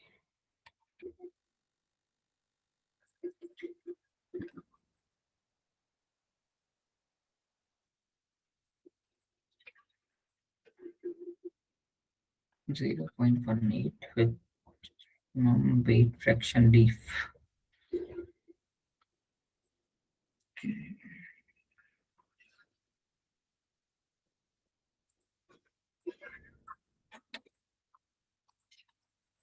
So if I go 160, then it will be more than 0.3. Okay, I'm not sure what is this minimum weight fraction leaf. Class weight is okay. That, that you can set. Okay, that's fine. I need to explain what is CCP alpha. Okay, I'll do that. So the except CCP alpha, rest all are pre-pruning. Okay, so if you want to pre-prune is kind of, you can say, you don't want to let go the let the tree grow. Okay, do not let the tree grow. That is pre-pruning. You will never let it grow. But in post-pruning, what you do is, like, you kind of let it grow first. Okay, yeah, go ahead, let it grow. So let's say you have a tree like this. You don't find of anything, something like so this kind of tree you have, you can actually cut off this tree, like from here you want to cut, here you want to cut, or here you want to cut, something like so. But how will you decide where should you cut from, right? So in earlier cases, what we did is we set some parameters, and we'll do hyperparameter tuning and like that, right? Hyperparameter tuning in earlier cases. Yeah, in earlier cases we did hyperparameter tuning, but in this case, you can do hyperparameter tuning. Actually, there is going to be one hyperparameter in this also. But the good part is, you can there is a so CCP alpha. What is full form of CCP alpha? Is first cost complexity pruning, and this CCP, okay? And this is being denoted by alpha. Alpha. So usually we call CCP alpha. In SQL and Atlas we call this. Okay. Just so you don't get confused with the normal alpha, right? The normal alpha is a penalty. This is also penalty, but this is a different kind. Like this there's no relation. Okay, there's no relation. Usually whatever parameters being created by sklearn, they have some relation if they are being used repeatedly in one or another. They are similar. Okay.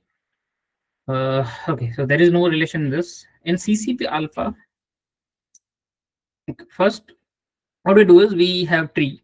Okay, that is one thing called weakest link pruning. Okay, so what we want to do is we wanted to prune the weakest link, right? So how will we know what is weakest link? So there is one score we wanted to find. So we call it like tree score or something. Okay, we call it as tree score. We in regression case we use um what is it, sum of residual. So R sum square. of, sorry. In the regression case, we use a score like R square score. Yes, R square, you can take that also, no problem. So I but like sum of square residual is also you can take. Okay, anything R score, R2 score is also fine. But see, this is a sum of square residual. It should be less, right? It shouldn't be high. Like if I have less sum of square residual, that means my model is better. Model better. So it doesn't matter whichever you use. Just so you know that it should be lower. And since if you use R2 score, it should be higher. Okay. And let's say if it's a classification case, then you can take accuracy. Generally, we don't take anything. Okay, we don't choose any of this. Like it just happens in sklearn. It happens directly. So we don't need to choose in sklearn at least. But this all it chooses, right? So usually it choose accuracy for classification, and for regression it uses this sum of square regression or something like that. Okay, then we have alpha, which is cost complexity pruning parameter, like this one, this alpha I'm talking about. And then we have uh, T. Uh, T is, what do you call that? Score. Okay, how T comes? Okay, yeah. T is, sorry. T is not score. It's a number of leaves. So let's say I drew this. Leaves in this case is 1, 2, 3, and 4 leaves I have. Okay, so these are 4 leaves. Anybody has any doubt like why these are leaves and not this are leaves? Like why? Like this is root node. This you can call intermediate node. Okay, and these are leaves which doesn't have any further additions, right? So the last stretch of a decision tree, you can say. So these are leaf node, and these are called leaves as well.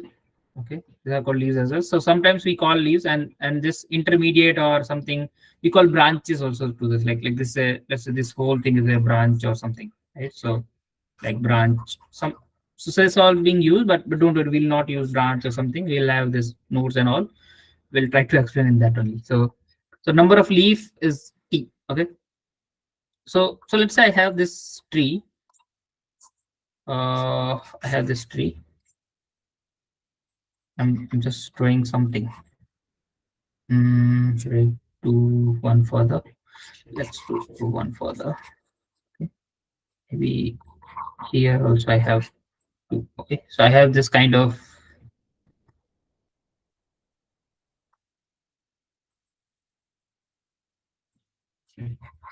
yeah, I have this kind of tree. Okay, now how many leaves I have? 1, 2, 3, 4, 5. 5 leaves I have. Okay, great. In cost complexity pruning, um, what we do uh, what we do is we first find this whatever score or anything you use. Okay, whatever you use. Let's say I use sum of square residual. I use that, and I I use that.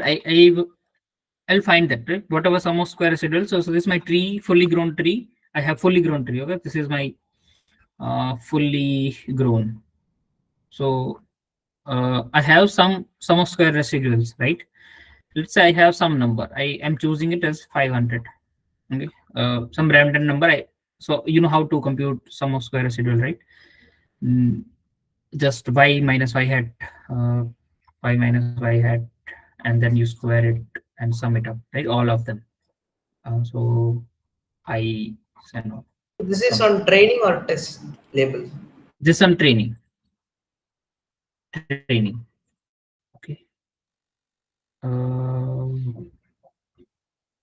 Okay. Now what we'll do is will uh, we'll cut off the tree. Let's say I cut off the tree from here. Okay. The complete is the depth is one depth is removed. I have this kind of tree. Okay. Yeah, this kind of tree I have. So see here it was fully grown. So I'll expect this overfitted. Okay. This is at least less fitted than that. So what do you expect? Training score will go higher or lower? Here in this case, score It or will be lower. error. It will be In Higher, more. sir. only training I am asking. Okay? Training. It will be higher, sir. Yeah, it will be higher. Okay. Because see earlier my decision tree was able to predict exactly, like very much accurately, but here now I'm pruning it, so now it will make more error. The chances of making more error for training, it will make higher error, right? So I'll have some higher error. Let's say I have 5,000. Then so here I have this number. Like underfitting, right? Yeah, you are underfitting it. Yes, underfitting it. For training error, it's increasing, right? Then again I am pruning it, so I have this kind of thing. My SSR will increase more, so I'll have maybe what is 5,000, maybe I'll choose 15,000. Let's say 15,000 I got now. Then this is the last one, right? This is the like root. Now I have root, just the root, nothing. I'm not even making a decision. Okay, so this is basically root means I'm not making a decision. I'm just taking y and you know just giving as it is. That's all. Like this, you can say dummy or something. Okay, you could call this a dummy or something, but something like that. In this case, you will have something, sum of square residual, maybe 25,000. You'll have this all numbers. Now, see, I have 500, 5,000. 15,000 and 25,000. So this all I got from different kind of trees, right? I want to post pruning, like which is better. I wanted to decide that, like, is this better, this better, or this better. This four kind of options I have now. So which is better? I don't know. For that I am using this CCP alpha, and to compute that I need to give a tree score. Okay, so let's see tree score and all. So for that I need to choose what we generally do is we the formula is something like this. Let's say for first one, if I count t plus some alpha time whatever leaf were there, so you can see 1 2 3 4 5 were there, right? 5 times. Then for second one, if you compute, you'll have lesser leaf, right? Three leaves and all. Then you had 2, and then maybe 0 you can say there are no leaf, but that is 1. We always count that as 1. Okay, so this root itself will become leaf. 3 2 and 1 and 5. Yeah. Okay, we have this leaves now, alpha and t squared. Okay, so okay, this shouldn't be t, this is SSR. Okay, now if I compute for this one, let's say alpha is maybe 10,000. I'm keeping it 10,000.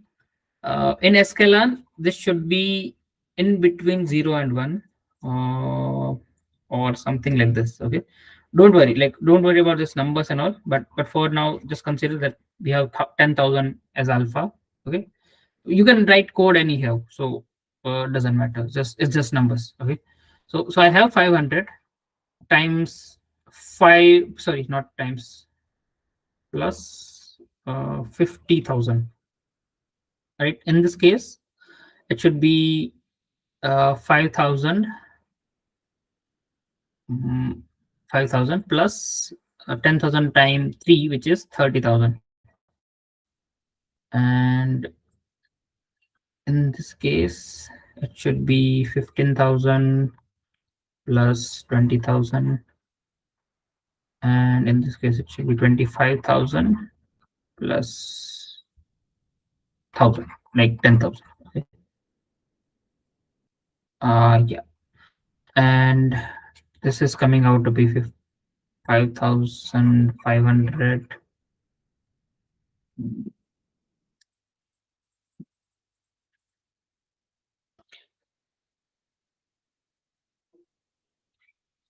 This is coming out to be 35,000. This is coming out to be 35,000 again. Okay. And okay, this is also 35,000. Now, this is not a good example, but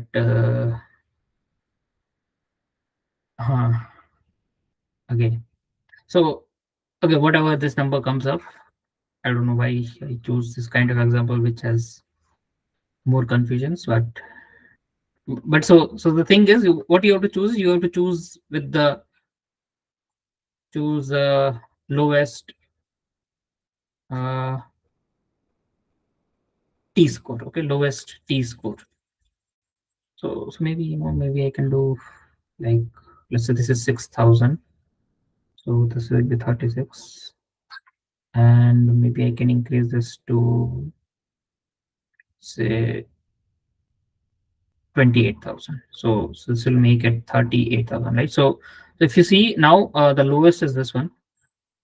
So choose the tree which has the lowest T score, right? So that's how you'll know that which is the best tree. In this case, it should be which has 2 leaf node, and so this one is the best, uh, tree. Okay, in this case. Now, one thing is, I set it alpha as 10,000, right? But generally, that's what we do. We don't do. What we do is, we have first fully grown tree. Okay, fully grown tree we have. One thing, did that purposely or didn't, is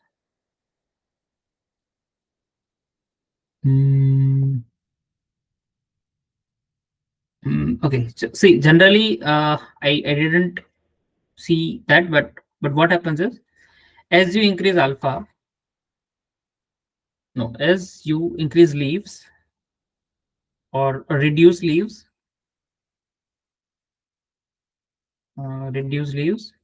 this T score will apparently reduces, right? T score, because if you see, if I have SSR, this value is some constant.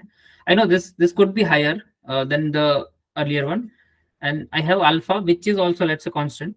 And the only thing that matters is this number of leaves, right? And fully grown tree will have higher leaves. So definitely it will have more this score, T score, tree score, not T score, but T score. Okay, T score will be higher if I have higher leaf node, right? So fully grown tree will have higher tree score than uh, the pruned one, right? Let's say I learn P1, then let's say maybe another prune, then another prune. This is usually the case. Okay, if you follow ideally, this will happen. Okay, in our case, I know it didn't happen, but usually this will happen. Okay, because we even didn't compute this all. These are all hypothetical numbers and all. That's why. Okay, so what is P1, P2? these are tree scores only. I pruned it. Okay. So what I mean by P1 is, this is P1. Okay, you can call this as P1. This is P2. So I'm just pruning. I'm cutting off the leaves and all. Okay. Is it okay? I'm cutting off the trees. Yeah. So this may be P3. Okay. So that's why I wrote this all. So tree score for this is for maybe it's a fully grown tree score. So it will always reduces the tree score. Okay, so in that case you are saying that why, if that is the case, then I'll always choose this P4. Okay, but because I mentioned that choose the lowest T score. Uh, Sorry, not T again. Should be B. Choose the prune tree which has lowest tree score, lowest tree score. Okay, if you go by this method, then you'll always have the fully pruned, right? The final one will be always the lowest, right? If alpha is constant and forget about it. If alpha is constant, then this will happen. But what we do is we don't do this. Like what we generally do is we choose alphas, uh, alpha values. We choose it. Okay. So how do we do that? So let's say I have 500 SSR. I'm computing tree score. I have some alpha. I'll keep it as 0. Okay, I'll keep it as 0, and I have some uh, leaf node, right? So this is fully grown tree, right? So in fully grown tree, if you see, I wrote sum of square residual as 500. That's what I computed, and to get this, I have 0 alpha. Okay, 0 alpha. Okay. Now what I'll do is another the second one, right? Will have some SSR. Some SSR will have let's say 5,000 or 6,000. So 6,000 I'll keep, and I'll increase alpha now. I'll increase alpha 1, 2, 3, 4, 5, 6, 7, 8. I'm going further and further. I'll go till uh till okay, till let's say 500 plus some alpha time. Let's say my leaf for 5 should be higher than 6,000 plus some alpha time 3. Okay, so 3 leaves I have now. So I'll go till I'll choose this alpha when this condition will satisfy. Now it should be lower than the previous one, right? So this value will appear somewhere. It will appear, right? So whatever alpha will be there, I'll choose that alpha. So this is my alpha 1. So see, I started from 0. Okay, now I'll have some alpha 1 which satisfied this condition, right? Then again I'll move from here. So like say 6,000 plus some alpha times 3. Then like again it should be whatever 16,000, 15,000. Right here I change, no, okay, 15,000 plus alpha time 2. In this case 2. So this is a leaf node. Okay, number of leaf node. In this case also same thing. Okay, this is what I'm writing 2 and 3. I wrote 4, 5 here and 3 here. Okay, so again I'll go ahead and whenever this condition will satisfy, I'll have my another alpha, right? Alpha 2, then alpha 3, till when? Till I have the last root node, or you can say leaf, like the last leaf. Whenever I'll have many alphas in between, like in this case maybe till 3, but it could be possible more you have, right? So from 0 alpha value to some alpha value higher, the alpha value will always increase, right? You will increase the alpha values to reach some value, right? So alpha last. So you'll have the array of this, and what you will do is you will train um, yeah. So what you will do is you'll have training error, right? For training error for each alphas of this alpha values, and you'll have test error also. So not test error, sorry, scores you have. Error you can say, but scores, there's a score is there. So this is training score, right? Tree Earlier, score, right? sorry. This is tree score, right? No. The Now I'm talking about different things. Like I am talking about I have different values of alpha, right? Yeah, tree score is okay. I computed tree scores and I was able to compute. I was able to find these alphas now. I have now alphas. Okay. Uh, okay. So see what will happen is, see, I have some training scores, right? As here it is overfitting.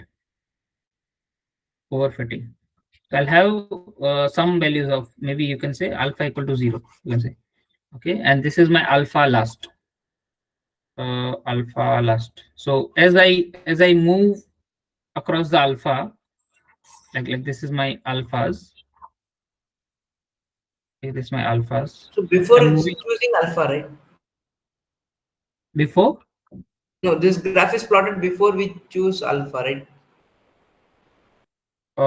No, not before. After I am choosing. So for each alpha value, so I chose first. I chose first. I decided this alpha, right? To how do we find the alpha? This is the way we find the alpha. This is like the condition is there, sum of square residual and all less than. That's how we'll have alphas. So I'll have array of alphas. Now array, I'm just plotting it here like this is 0 and maybe this is the highest one. Okay. So earlier maybe my test score is lesser lower, right? Is this my training score? Training score something, and I have test score now. So test score will increase, right? Somewhat somewhere. But see, it might possible that it might come here best, or maybe here it will cross somewhere or something, right? So wherever it come closest to something, this value is the like best alpha. Okay. So how to do that is we'll run the code and all. Okay, don't worry about that. So I'm just explaining how do you find the CCP alpha and all. What does it mean? It's just nothing but we wanted to prune the tree. So we are saying that fully grown tree is not the best one. It is overfitted. We wanted to reduce the size of it, right? So, but how much should I reduce? Should I reduce this or this? Which one is better? I don't know. To to decide that, we have now alpha values, right? Alpha values come up through uh, through this tree scores. Okay, tree scores. So something we do like alpha time leaf number of leaves, right? And we compute this all. Then wherever it is there, from this we'll have alpha 0, alpha 1 till alpha last. Okay. Okay. I'll show the code and maybe that makes easier. Give me. Sir, so this is like regularization, right? Like we we are doing You underfitting. can yeah, you can say regularization. Yeah, when in our case you can say it's a regularization. We are underfitting it. That's why the name of alpha is CCP alpha. But the alpha works somewhat different than the rest of the alpha. Where is it? Tuning complex. So normally we try to increase the score, right? But here we are trying to decrease the score. No, we are not. We are trying to reduce the. This is squared error. That's why I chose some of squared error, some of square residuals. That's why we are reducing. But if it's a that's a score or something, accuracy or something, you can increase it. Okay, then you can take higher values like that. Wait, I have something maybe in this.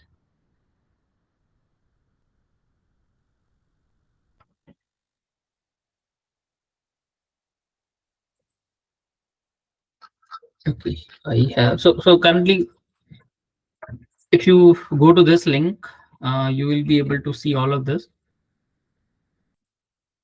Okay, I'll just paste in comment chat box just for your reference. Okay, if you need like, but this is the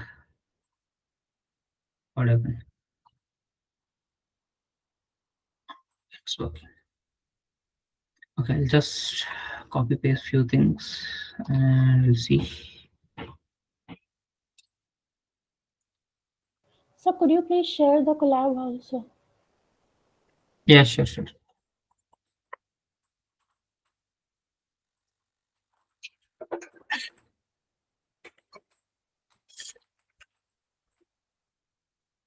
If I close that.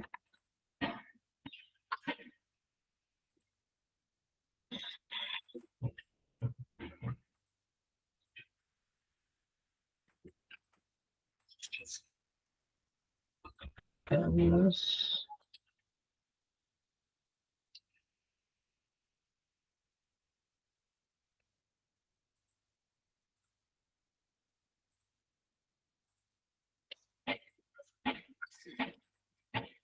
This is collab link I just posted.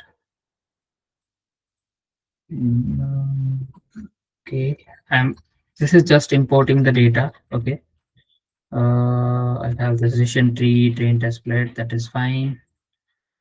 I am importing data. Okay, so this is just nothing but x and y. I'm just breast cancer data is there. I'm importing that, splitting the data here, right? Creating the classifier here. Then what I'm doing is, yeah, see, now this CCP alpha cost complexity pruning path. This you can, so first you need to create the classifier, which we did. Of that, this is one. See, usually what happens is you've seen fit, or fit transform. What else you have seen? Attributes also you can see, like maybe classifier clf dot max depth or something like this, and iter like this. But this is different. Like this is we are not even training anywhere. See, I never trained my model. Nothing I did before training itself, or you can say internally it is training or something like that, right? It needs to find the highest, the full length tree, and then the other length of the tree as well, right? So what it's doing is it is able to find the path of the cost complexity reporting. So path is nothing but you will have array, right? What we did, like alpha 0, then alpha 1, right? Alpha 1 until you will have alpha last. So this alpha last something. So this, to get this, they call this as a path, and is being stored in the path.ccp alphas, and then you will have impurities as well along for each of them. Okay, I'll just run So, this. so Yes. impurities will be like the tree score, right? No, that won't be tree score. I think they use Gini. Okay, impurities won't be minimum running because it finds the node with the biggest link, smallest effective alpha pruned first to get the idea of what alpha and the corresponding total leaf impurities at each step. No, it's not that. It's a total leaf impurities. So you can say maybe Gini or something like that. Okay, it's not T score. It's not tree score. Yeah, it's not tree score. Okay, I imported this. Let's plot this. If I plot them, so here, yeah, what we did in our cases, we took alpha's very high number, right? 0,000, 10,000, because I was using SSS, sum of square residual. The alpha should be in terms of that only, but in our case, this breast cancer data. Okay, what is the data type? Is it a it's a classification problem. So here we are using accuracy or something like this, right? We are not using any. See, the sum of square comes in very high dimension, right? Maybe 10,000, 20,000, 15,000 is possible. But accuracy highest possibility is 1. That is max it can get. So now that's why we have alpha value something like this from 0 to this is the last one. Now see, I'll show you. We have this. No? What we can do is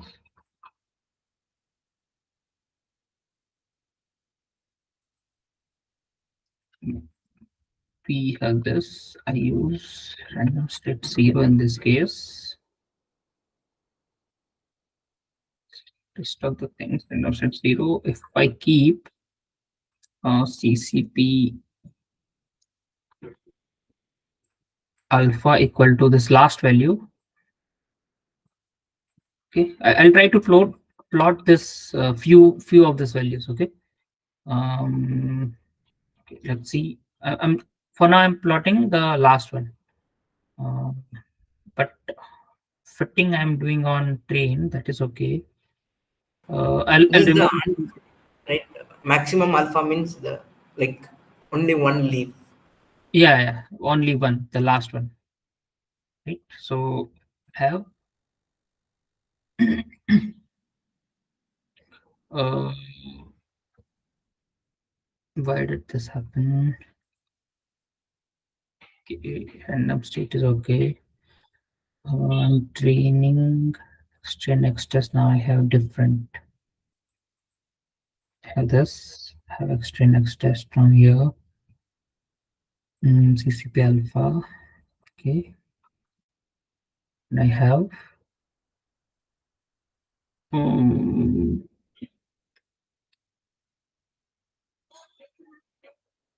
mm, maybe we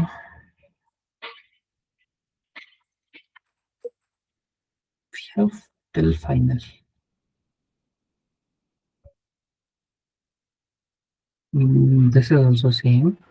So I think we can increase that alpha, right? So from 0.32 you can make it 0.33. Then I think only one leaf will be there. Yes. Maybe yes. You are right. If I keep that as a 0.3, maybe 0.38. Then I'll have this. Yeah, maybe this is the. They are keeping it till one, maybe 2 leaf node or something, right? Depends what Escalon wrote. But you can go at least till you can go till last stretch also. Okay. So let's say if I use this 0, then it's nothing, right? You'll have the fully grown tree. Right? So this fully grown tree, and then you can start removing leaves and leaf by leaf. Okay. Yeah, what I maybe I mistakenly did this. Took yeah, I what I did is I from 5 I went to 3 directly, right? But in cost complexity pruning we go 4 from 5 we go 4 then we go 3. Okay, so there is one more. I removed a layer itself. So maybe what they do is maybe they remove this one first, then we'll have 1 2 3 and this will become 4, right? So 4 leaves. Okay, so see, if I draw the fully grown tree, okay, okay, remove CCP alpha, this should be L here.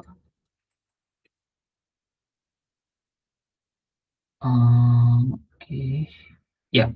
See, I can actually find how many leaves I have and dot leaf.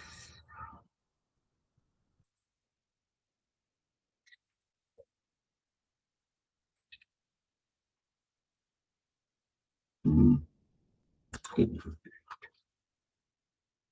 Tree underline tree object, attributes of tree object, understanding tree structure.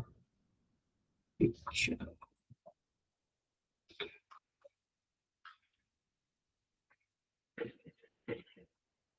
Completely weighted and Efficient path is okay.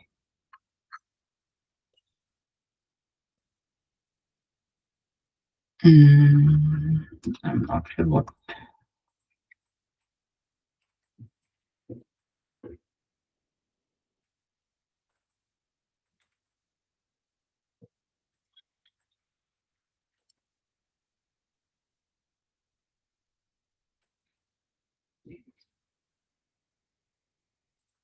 Give me a minute. Vision 3 Escalon.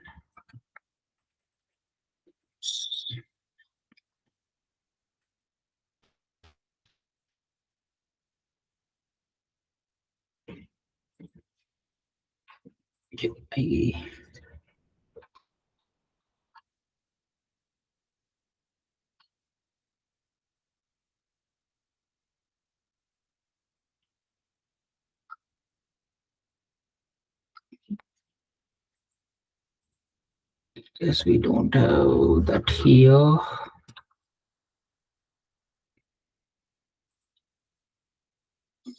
Let's see if we're here. What I wanted is I wanted to see how many leaves are there. Classes, okay, addition path. Get and leaves, okay, get and leaves is there.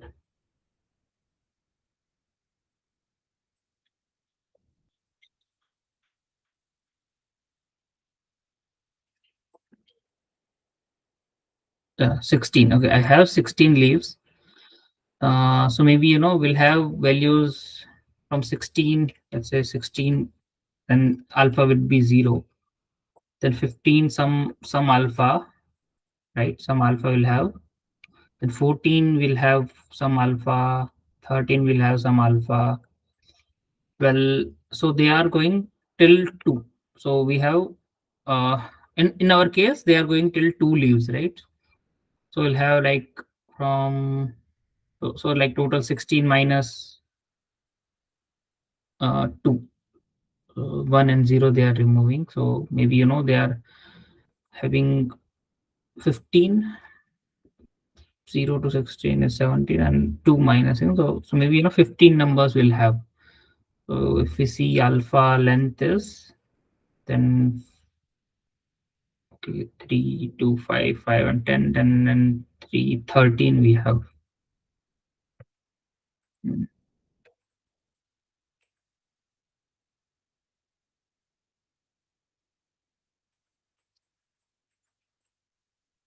I'm not sure why, but they should.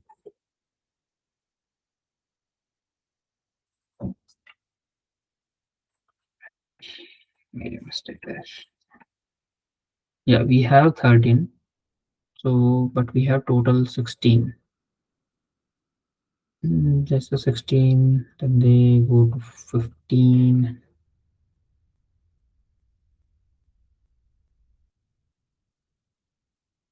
So this 13 and 15 are different.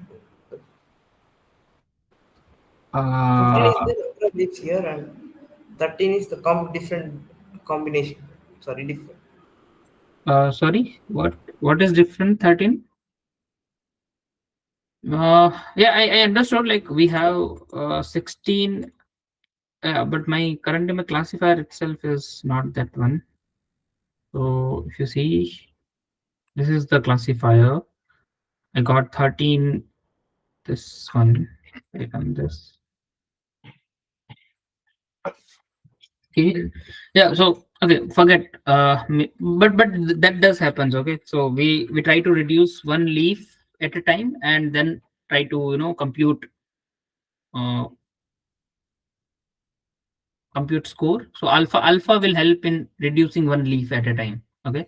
So we'll have different values of alpha, and you can, if you plot. So if you use 0, then you'll have fully grown tree, right? But I use somewhat 664. 0 4 3 7 3 something, like, so you can use this all values to prune the tree further.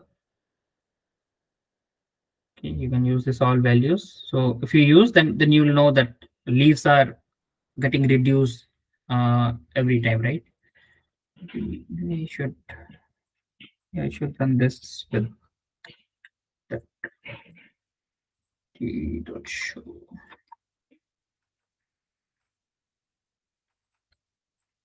Print this.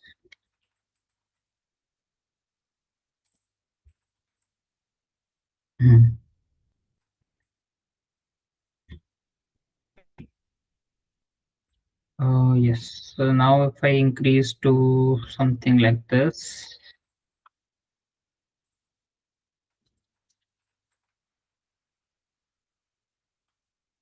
then I have 10 leaves. Now if I increase further,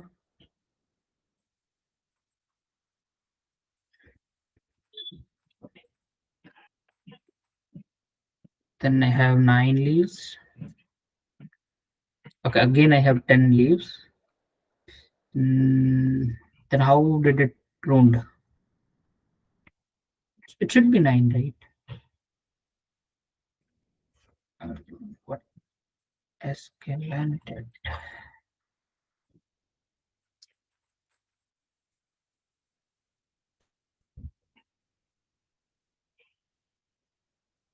Now I have 9. So I have 2 values for same thing.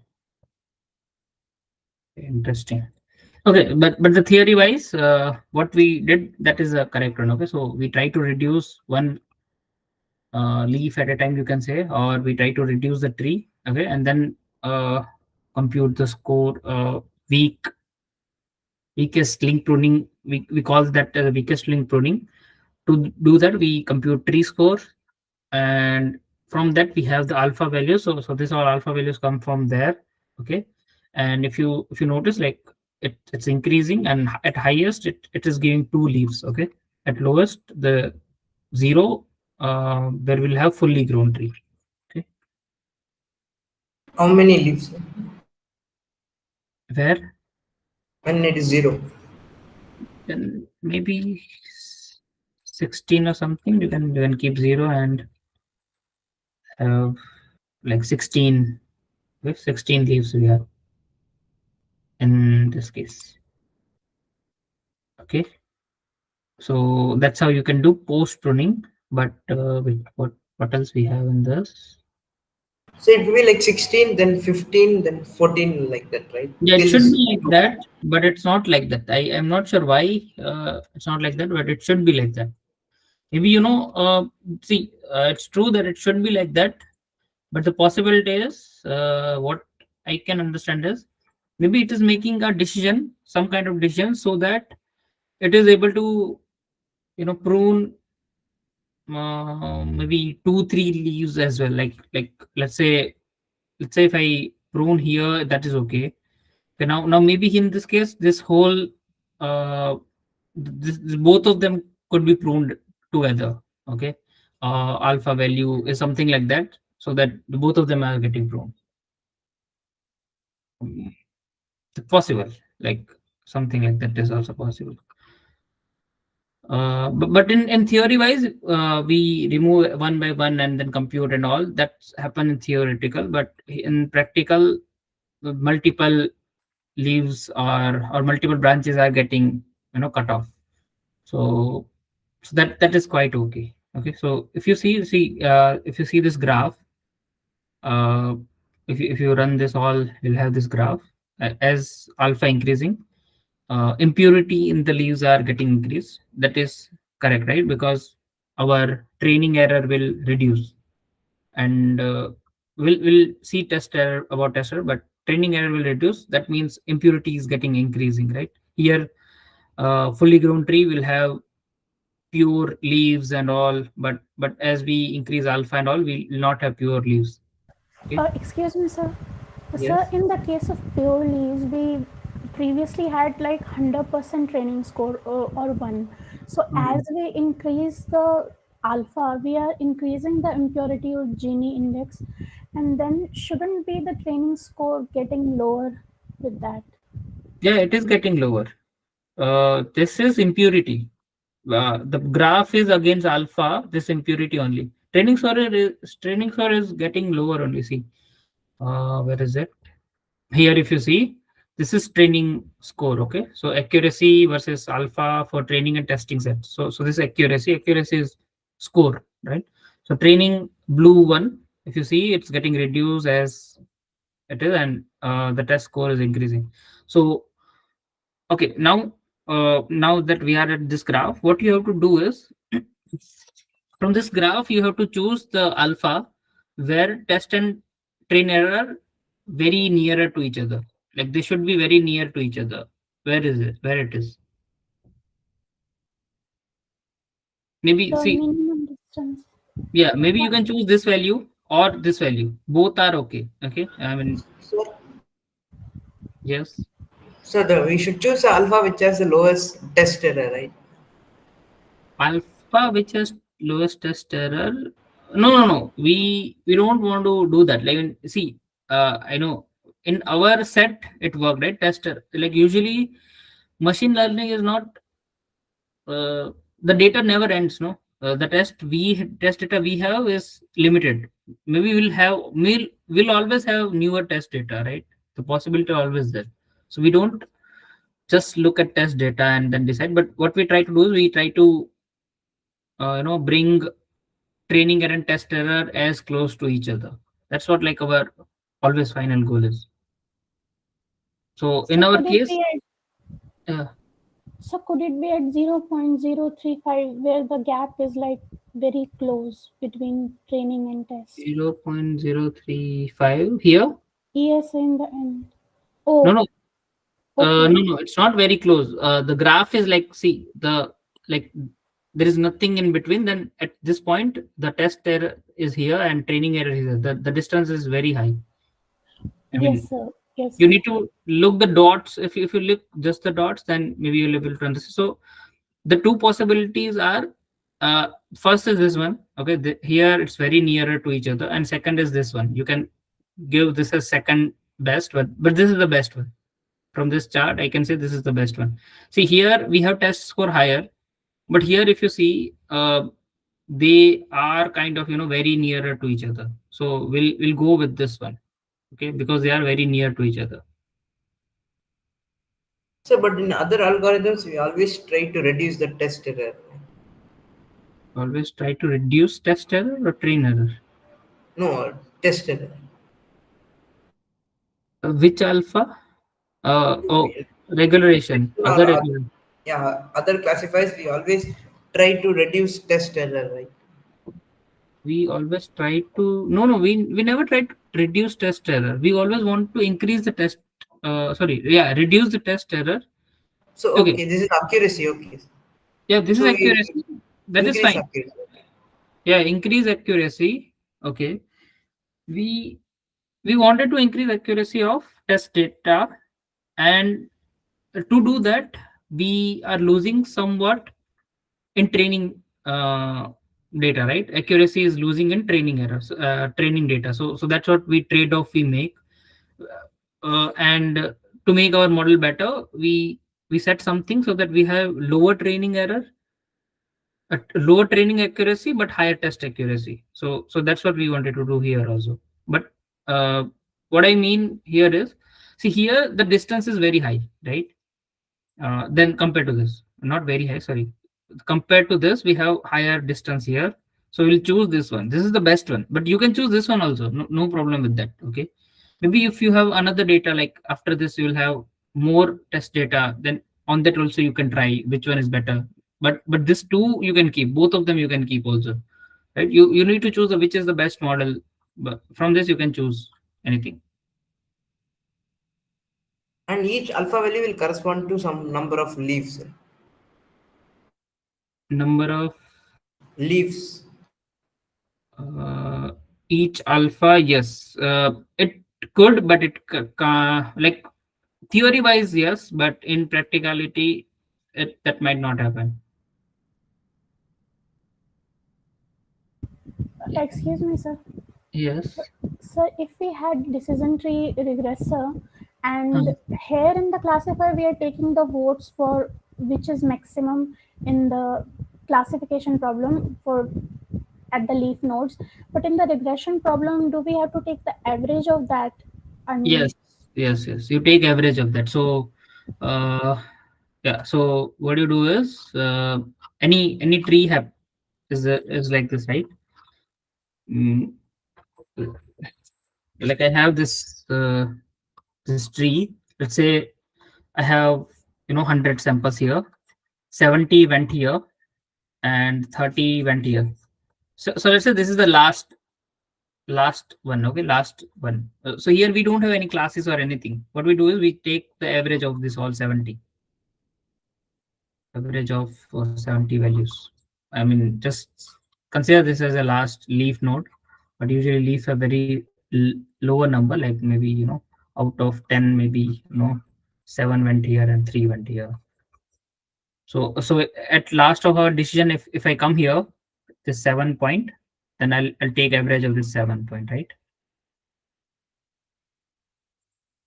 And if I reach here, then I'll take average of this 3.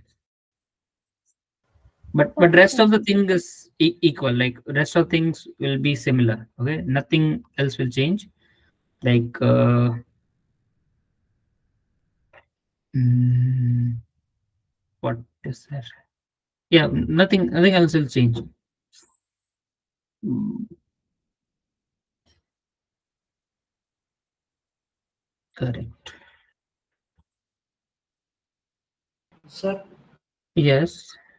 sir, if we keep the number of minimum split sample split, right? Mm-hmm.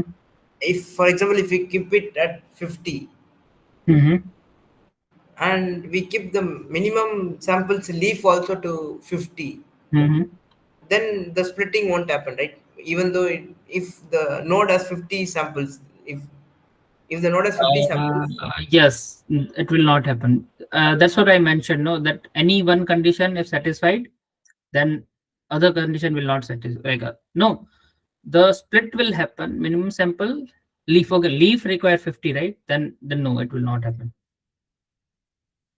Even though split can happen, but leaf condition will not be satisfied. So in that case, that split will never happen. so we always keep minimum sample split higher than minimum samples leaf. It doesn't matter. Like in reality, it doesn't matter.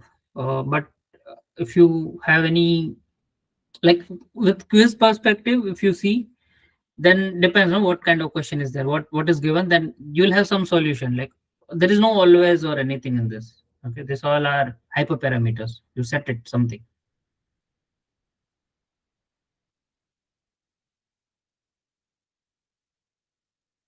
Sir, excuse me. So Mhm. for the OPP, the bagging and boosting problems would also be there. Yes, it's going to be there. Okay, sir. Yeah, but don't worry. See, in OPP, I don't think so you'll face any difficulty, because if you see what you need to do in this is same. I will not ask to draw CCP alpha and all. Don't worry. Most likely will not ask. Okay. Usually the question will be very similar to the OPP1. Okay. We should focus more on data cleaning part, which requires somewhat higher, you know, like higher intelligence, something, right? But this part is very easy. Like you can maybe take hint also from sklearn and all. You can do that. Okay, don't worry. Hello, About sir. yeah. Hello, Hello. sir.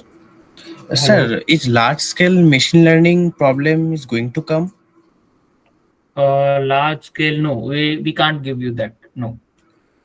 Okay, so we can skip that part, right? Loading the data in chunk size like that. Yeah. So it's going to be a classification problem. Okay. You will have a decent amount of data. So maybe 10,000 rows, just a decent amount, like 10,000 rows you can expect. And on that you have to generally clean the data. Then the clean data, another data set will be given, which is cleaned version of that only. Okay.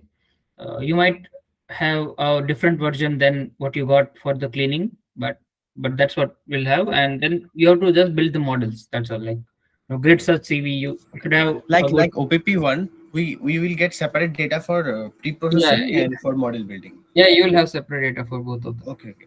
Like that in week 7 we got a large size of data like 90,000 rows. We will not get like that. No, you won't have that kind, because we don't have any uh, yeah, we don't have any no such kind of machines and all that this kind of data we can give you, and you can maybe do something with that in given amount of time. So we can't do that. So we can skip that part for Yeah, OPP2. you can skip that. That's okay. Thank you, sir. Okay.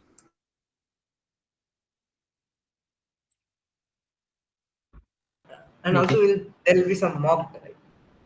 Yeah, OPP. mock will be there. Maybe we can release mock on Monday. We can release. Wait, I'll message now. Sir, also you said that data cleaning will be tougher than OPP1. Data No, I cleaning. won't. I'm not saying it tougher. It will be similar level. No, it won't be higher than this. See, Data cleaning. there are three things in data cleaning. One is remove null values, so imputing, convert text, not text, but categorical data to ordinal encoding. Encoding is there. And what is the other one? Encoding and cleaning, and one or two more kind of things from that. A null values and encoding and scaling. Sorry, yeah, scaling part, right? That's all we expect you to do, and cleaning. Okay, that you can do imputation, you can do encoding, and you can do scaling of the data. That is the least we expect from you in OPP. And there are some questions which are on data interpretation, that tell us how much many houses come from this kind, average of this, something like. So statistical questions are like that, you need to solve. That's all in pre-processing. So, what statistical question? Like give average of something, how, what is the average of this column, give average of something like who has the highest.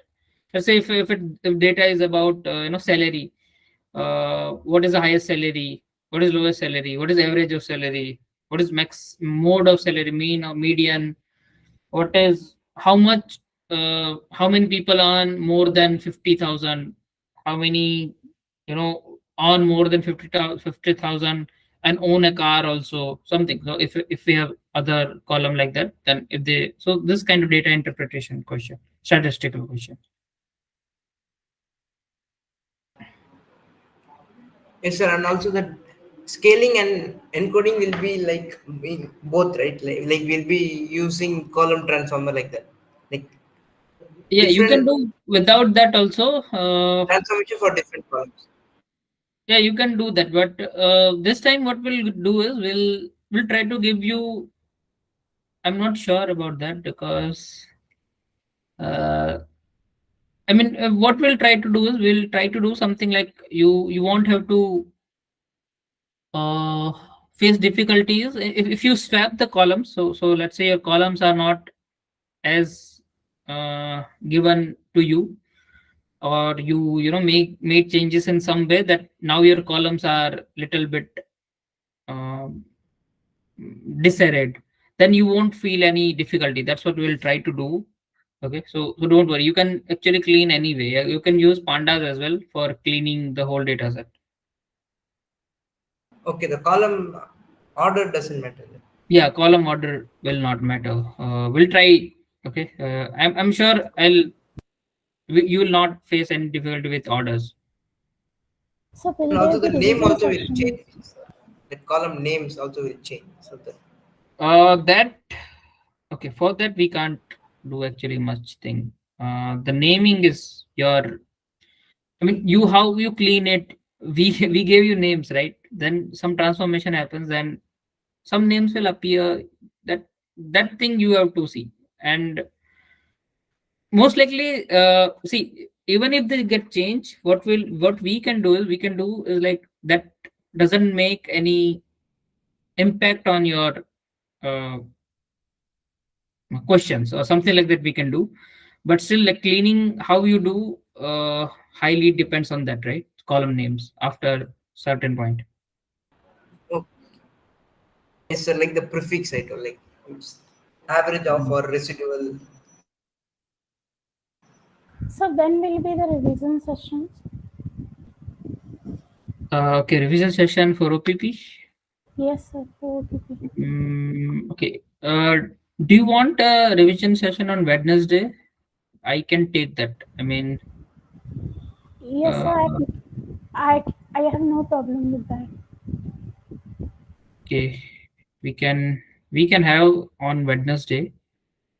Then another we can have on, okay, 7th. We have test on 7th. We have test. So okay, not sure. 7th is Sunday, right? Yes, sir. The 7th is Sunday. So okay. We'll have, okay, on Wednesday I'll take one session. Okay, on this. I'm not sure what is the timings because somebody will have clash with something else. That is going to be a problem. Or how about nights? Do you prefer nights like after 10? Is it okay? Can we do after 10, 11 on some day, any day, one day? Yes, sir. No problem. Around like 10:30 Yeah, some. Wednesday and Thursday, sir. No problem. Wednesday, So Tuesday Thursday, also no problem. I around don't have 10. class on Tuesday. Okay, okay. No, evening. I'm talking about night 10:30 at 10:30 at night. Yes, sir. No problem. No problem. Okay, okay. We can have one on maybe Wednesday 10:30, or a Thursday also we can have 10:30 around. We can have. I'll be free. I'll send the announcement, but it will be in night only because I don't think so there will be any slot I can find from 6 to 10. Okay, from 6 to 10 there will be always somebody who will have some clash with some other course. So uh, to not getting clashed with anyone, we can maybe try after 10. Okay, so I'll send one announcement on this, that on Wednesday, either it's going to Wednesday or Thursday. Okay, either one of them. And then maybe on Friday also we can discuss further. What about Tuesday 6 to 8? Tuesday 6 to 8. Yeah, I don't mind. I don't mind, but No, uh, sir. Tuesday, it can't be possible for yeah, me. yeah, many see that's what, no, 6 to 10, like every day, from Monday to Sunday, every day there is some session on 6 to 10. Some course at least. Diploma courses. You are in diploma, right? Diploma courses. That okay, we'll see what we can do. Okay. So we Hello, will keep hello, sir. at night only after 10:30 or something. Yeah, hello. Yeah. Sir, Yes, in sir. our portal, after week 10, the week 12 has been released. So we don't have week 11. Wait, why? No, it shouldn't be like that. You have week 11. Yeah, it directly showing week 12 only. Okay, what is that in week? No, no, you should have week 11, which is on clustering. Uh, okay, we'll update that. Okay, so somebody made error. Okay, sir. Thank you for letting. I'll inform, and it will get changed. So there is clustering in week 11. We'll have that. Okay. Okay. Should Thank we you, sir. close this session? Yes, sir. So thank you for the session. Yeah. Okay. Yeah. Sure. Thank you, everyone. We'll have or Sir, Wednesday, Thursday. I have doubt in quiz. Yeah. Who has doubt in quiz too? sir, just two questions clarification. Sir. Yeah. Can I Go. present my screen? Yeah. Present. Sure.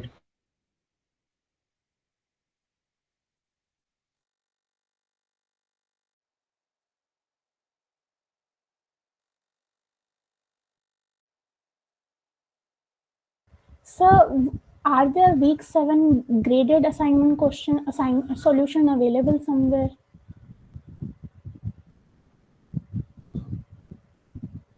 For week Yeah, 7? yeah, it's available. Not released. We will release that. Okay. Grade assignment solution will release that. Okay, sir. Thank you. Okay. Yeah, Sir, Prashant, give me a minute. I'll have. I'm gonna call. Give me a minute. Okay. okay, sir.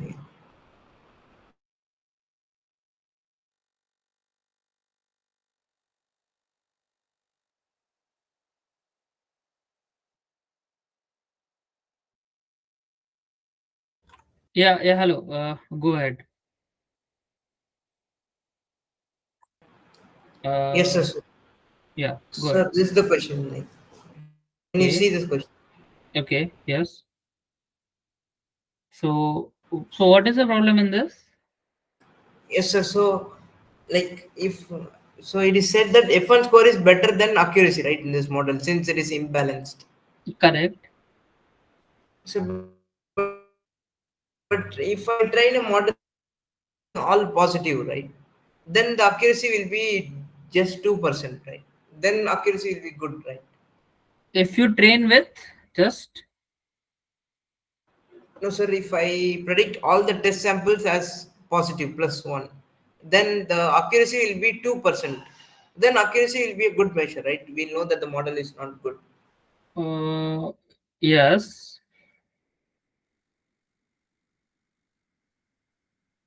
Uh, I didn't get your question actually. What uh, should we? No, sir. uh, If we have a dummy classifier which predicts all the data points as belonging to positive class, Okay.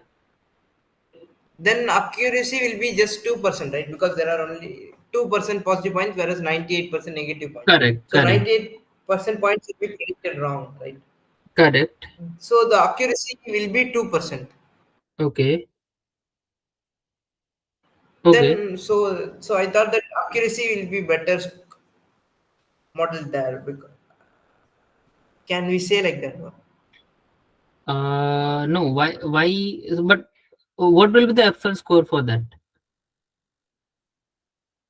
I mean, see, you are taking generalized case, but still, I'm not saying that. See, in accuracy, what happens is we we compute how much it is right, like true positive plus true negative, divide by all of them, right? That's what we are only trying to find in accuracy. How much my model is correct, right? Yes. But if you use this kind of data set, then let's say for negative class itself, let's say 98% is negative. Now, if you train the model and you will have anything like any accuracy you'll have, let's say 2 you get 598, you can't rely on that now because uh, what the model has seen is 98% negative classes, and it's actually training on that only, like 98% times it is right. So any prediction it makes, any random prediction also it makes, there's high chances that it will land in the negative zone, and that might be correct.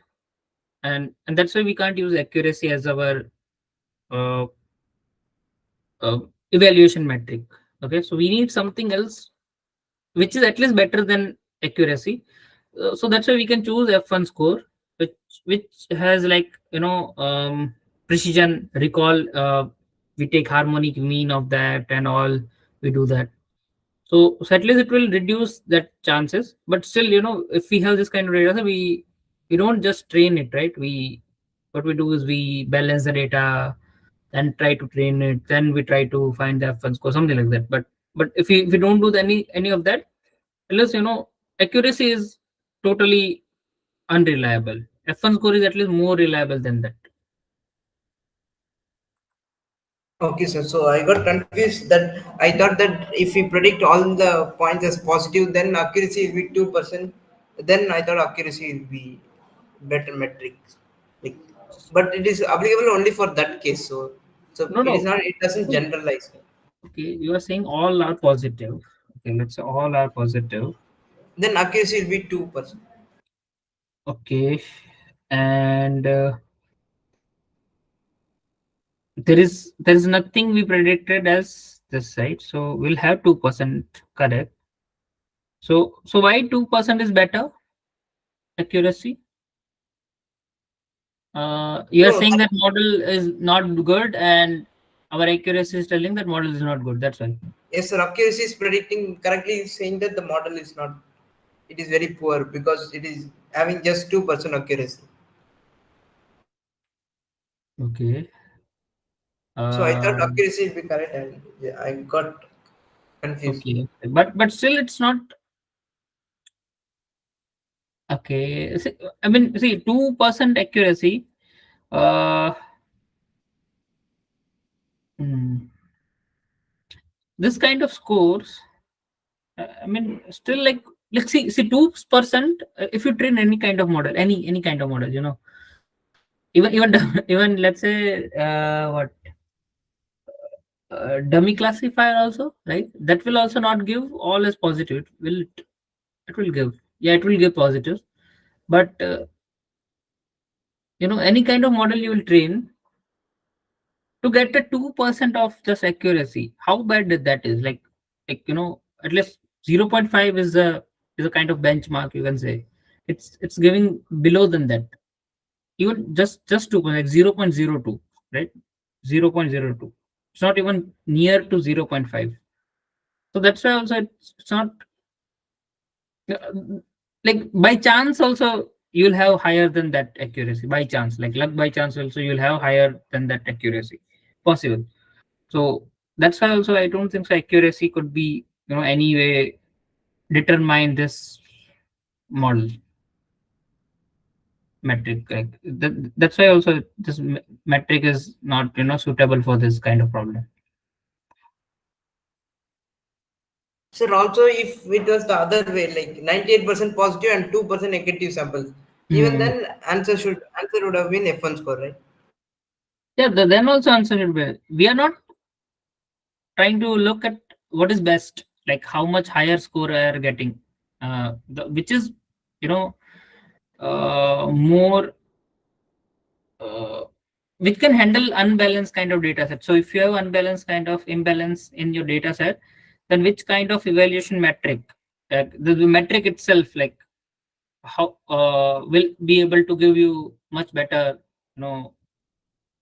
much better, what I call this, evaluation of the model, right? Much better evaluation of that. So what we are looking is not the score or anything. We are looking evaluation part itself. Like should I judge? Like let's say you form a jury. Okay, you wanted to you are a judge. You form a jury. A case is going on.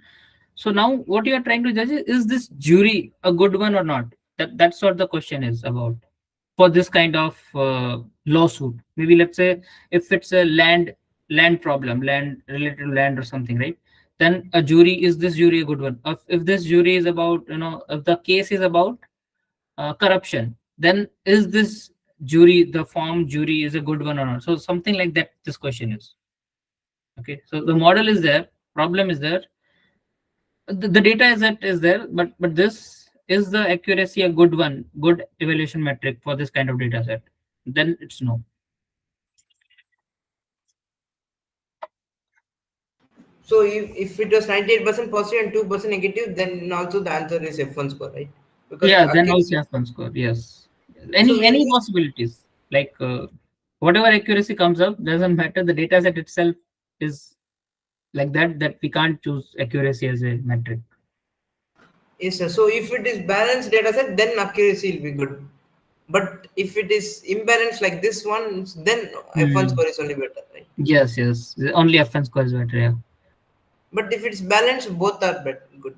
yeah, Accuracy and we can't, then we can't judge anything. Both are good. Any, like, we have to rely on both of them.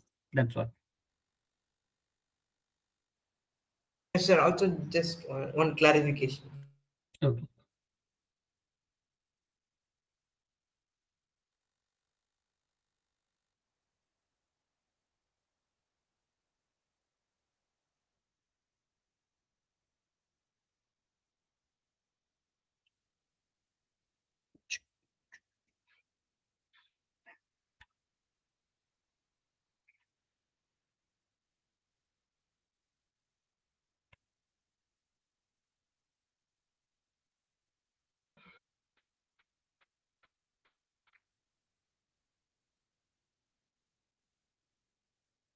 Sir, you're using that perceptron. Okay.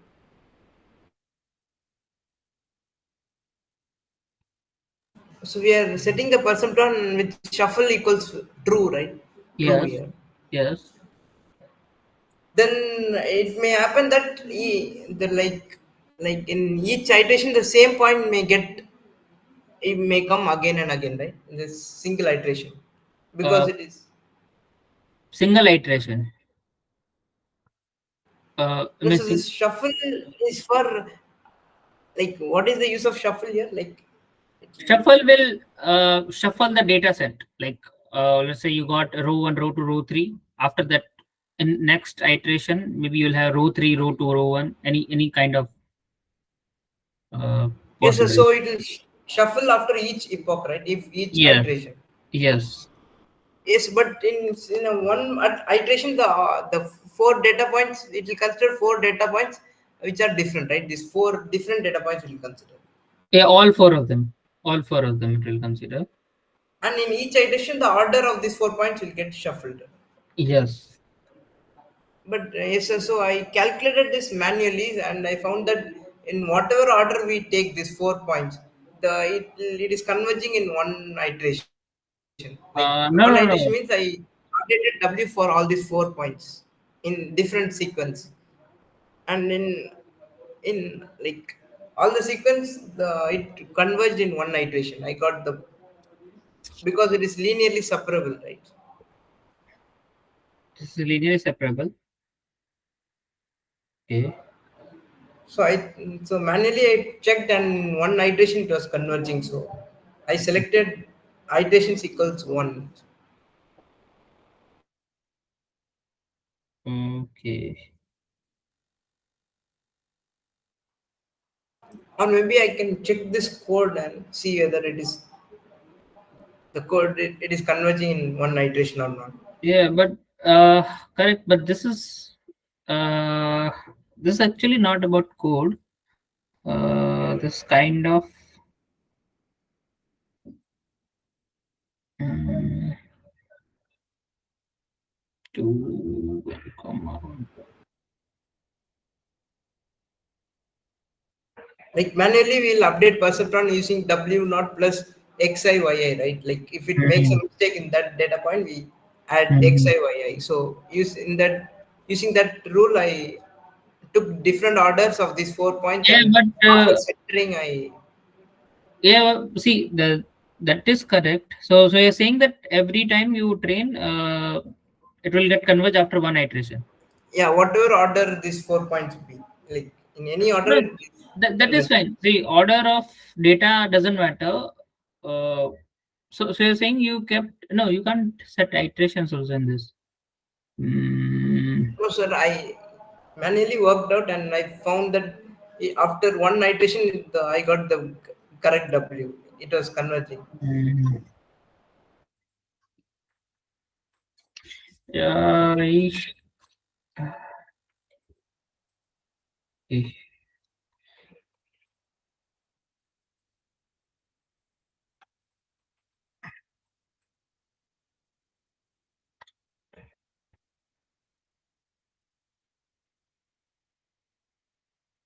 yeah, okay, maybe we'll look into this. Okay, I'm not sure. We'll look into this. Is it okay? Hello, hello. Yes, sir. Yeah, okay. Thank you, sir. Okay. Yeah, I'll tell you Sir, why. Yeah. hello, sir. Last question, sir. Okay. Sir, like OPP1 will be getting the collab link in our email, right? Uh, Probably, but the accurate like link will be in the Google Sheet given to you. Okay. The Okay, then and sir, as in portal how you to will have a search? Google Sheet.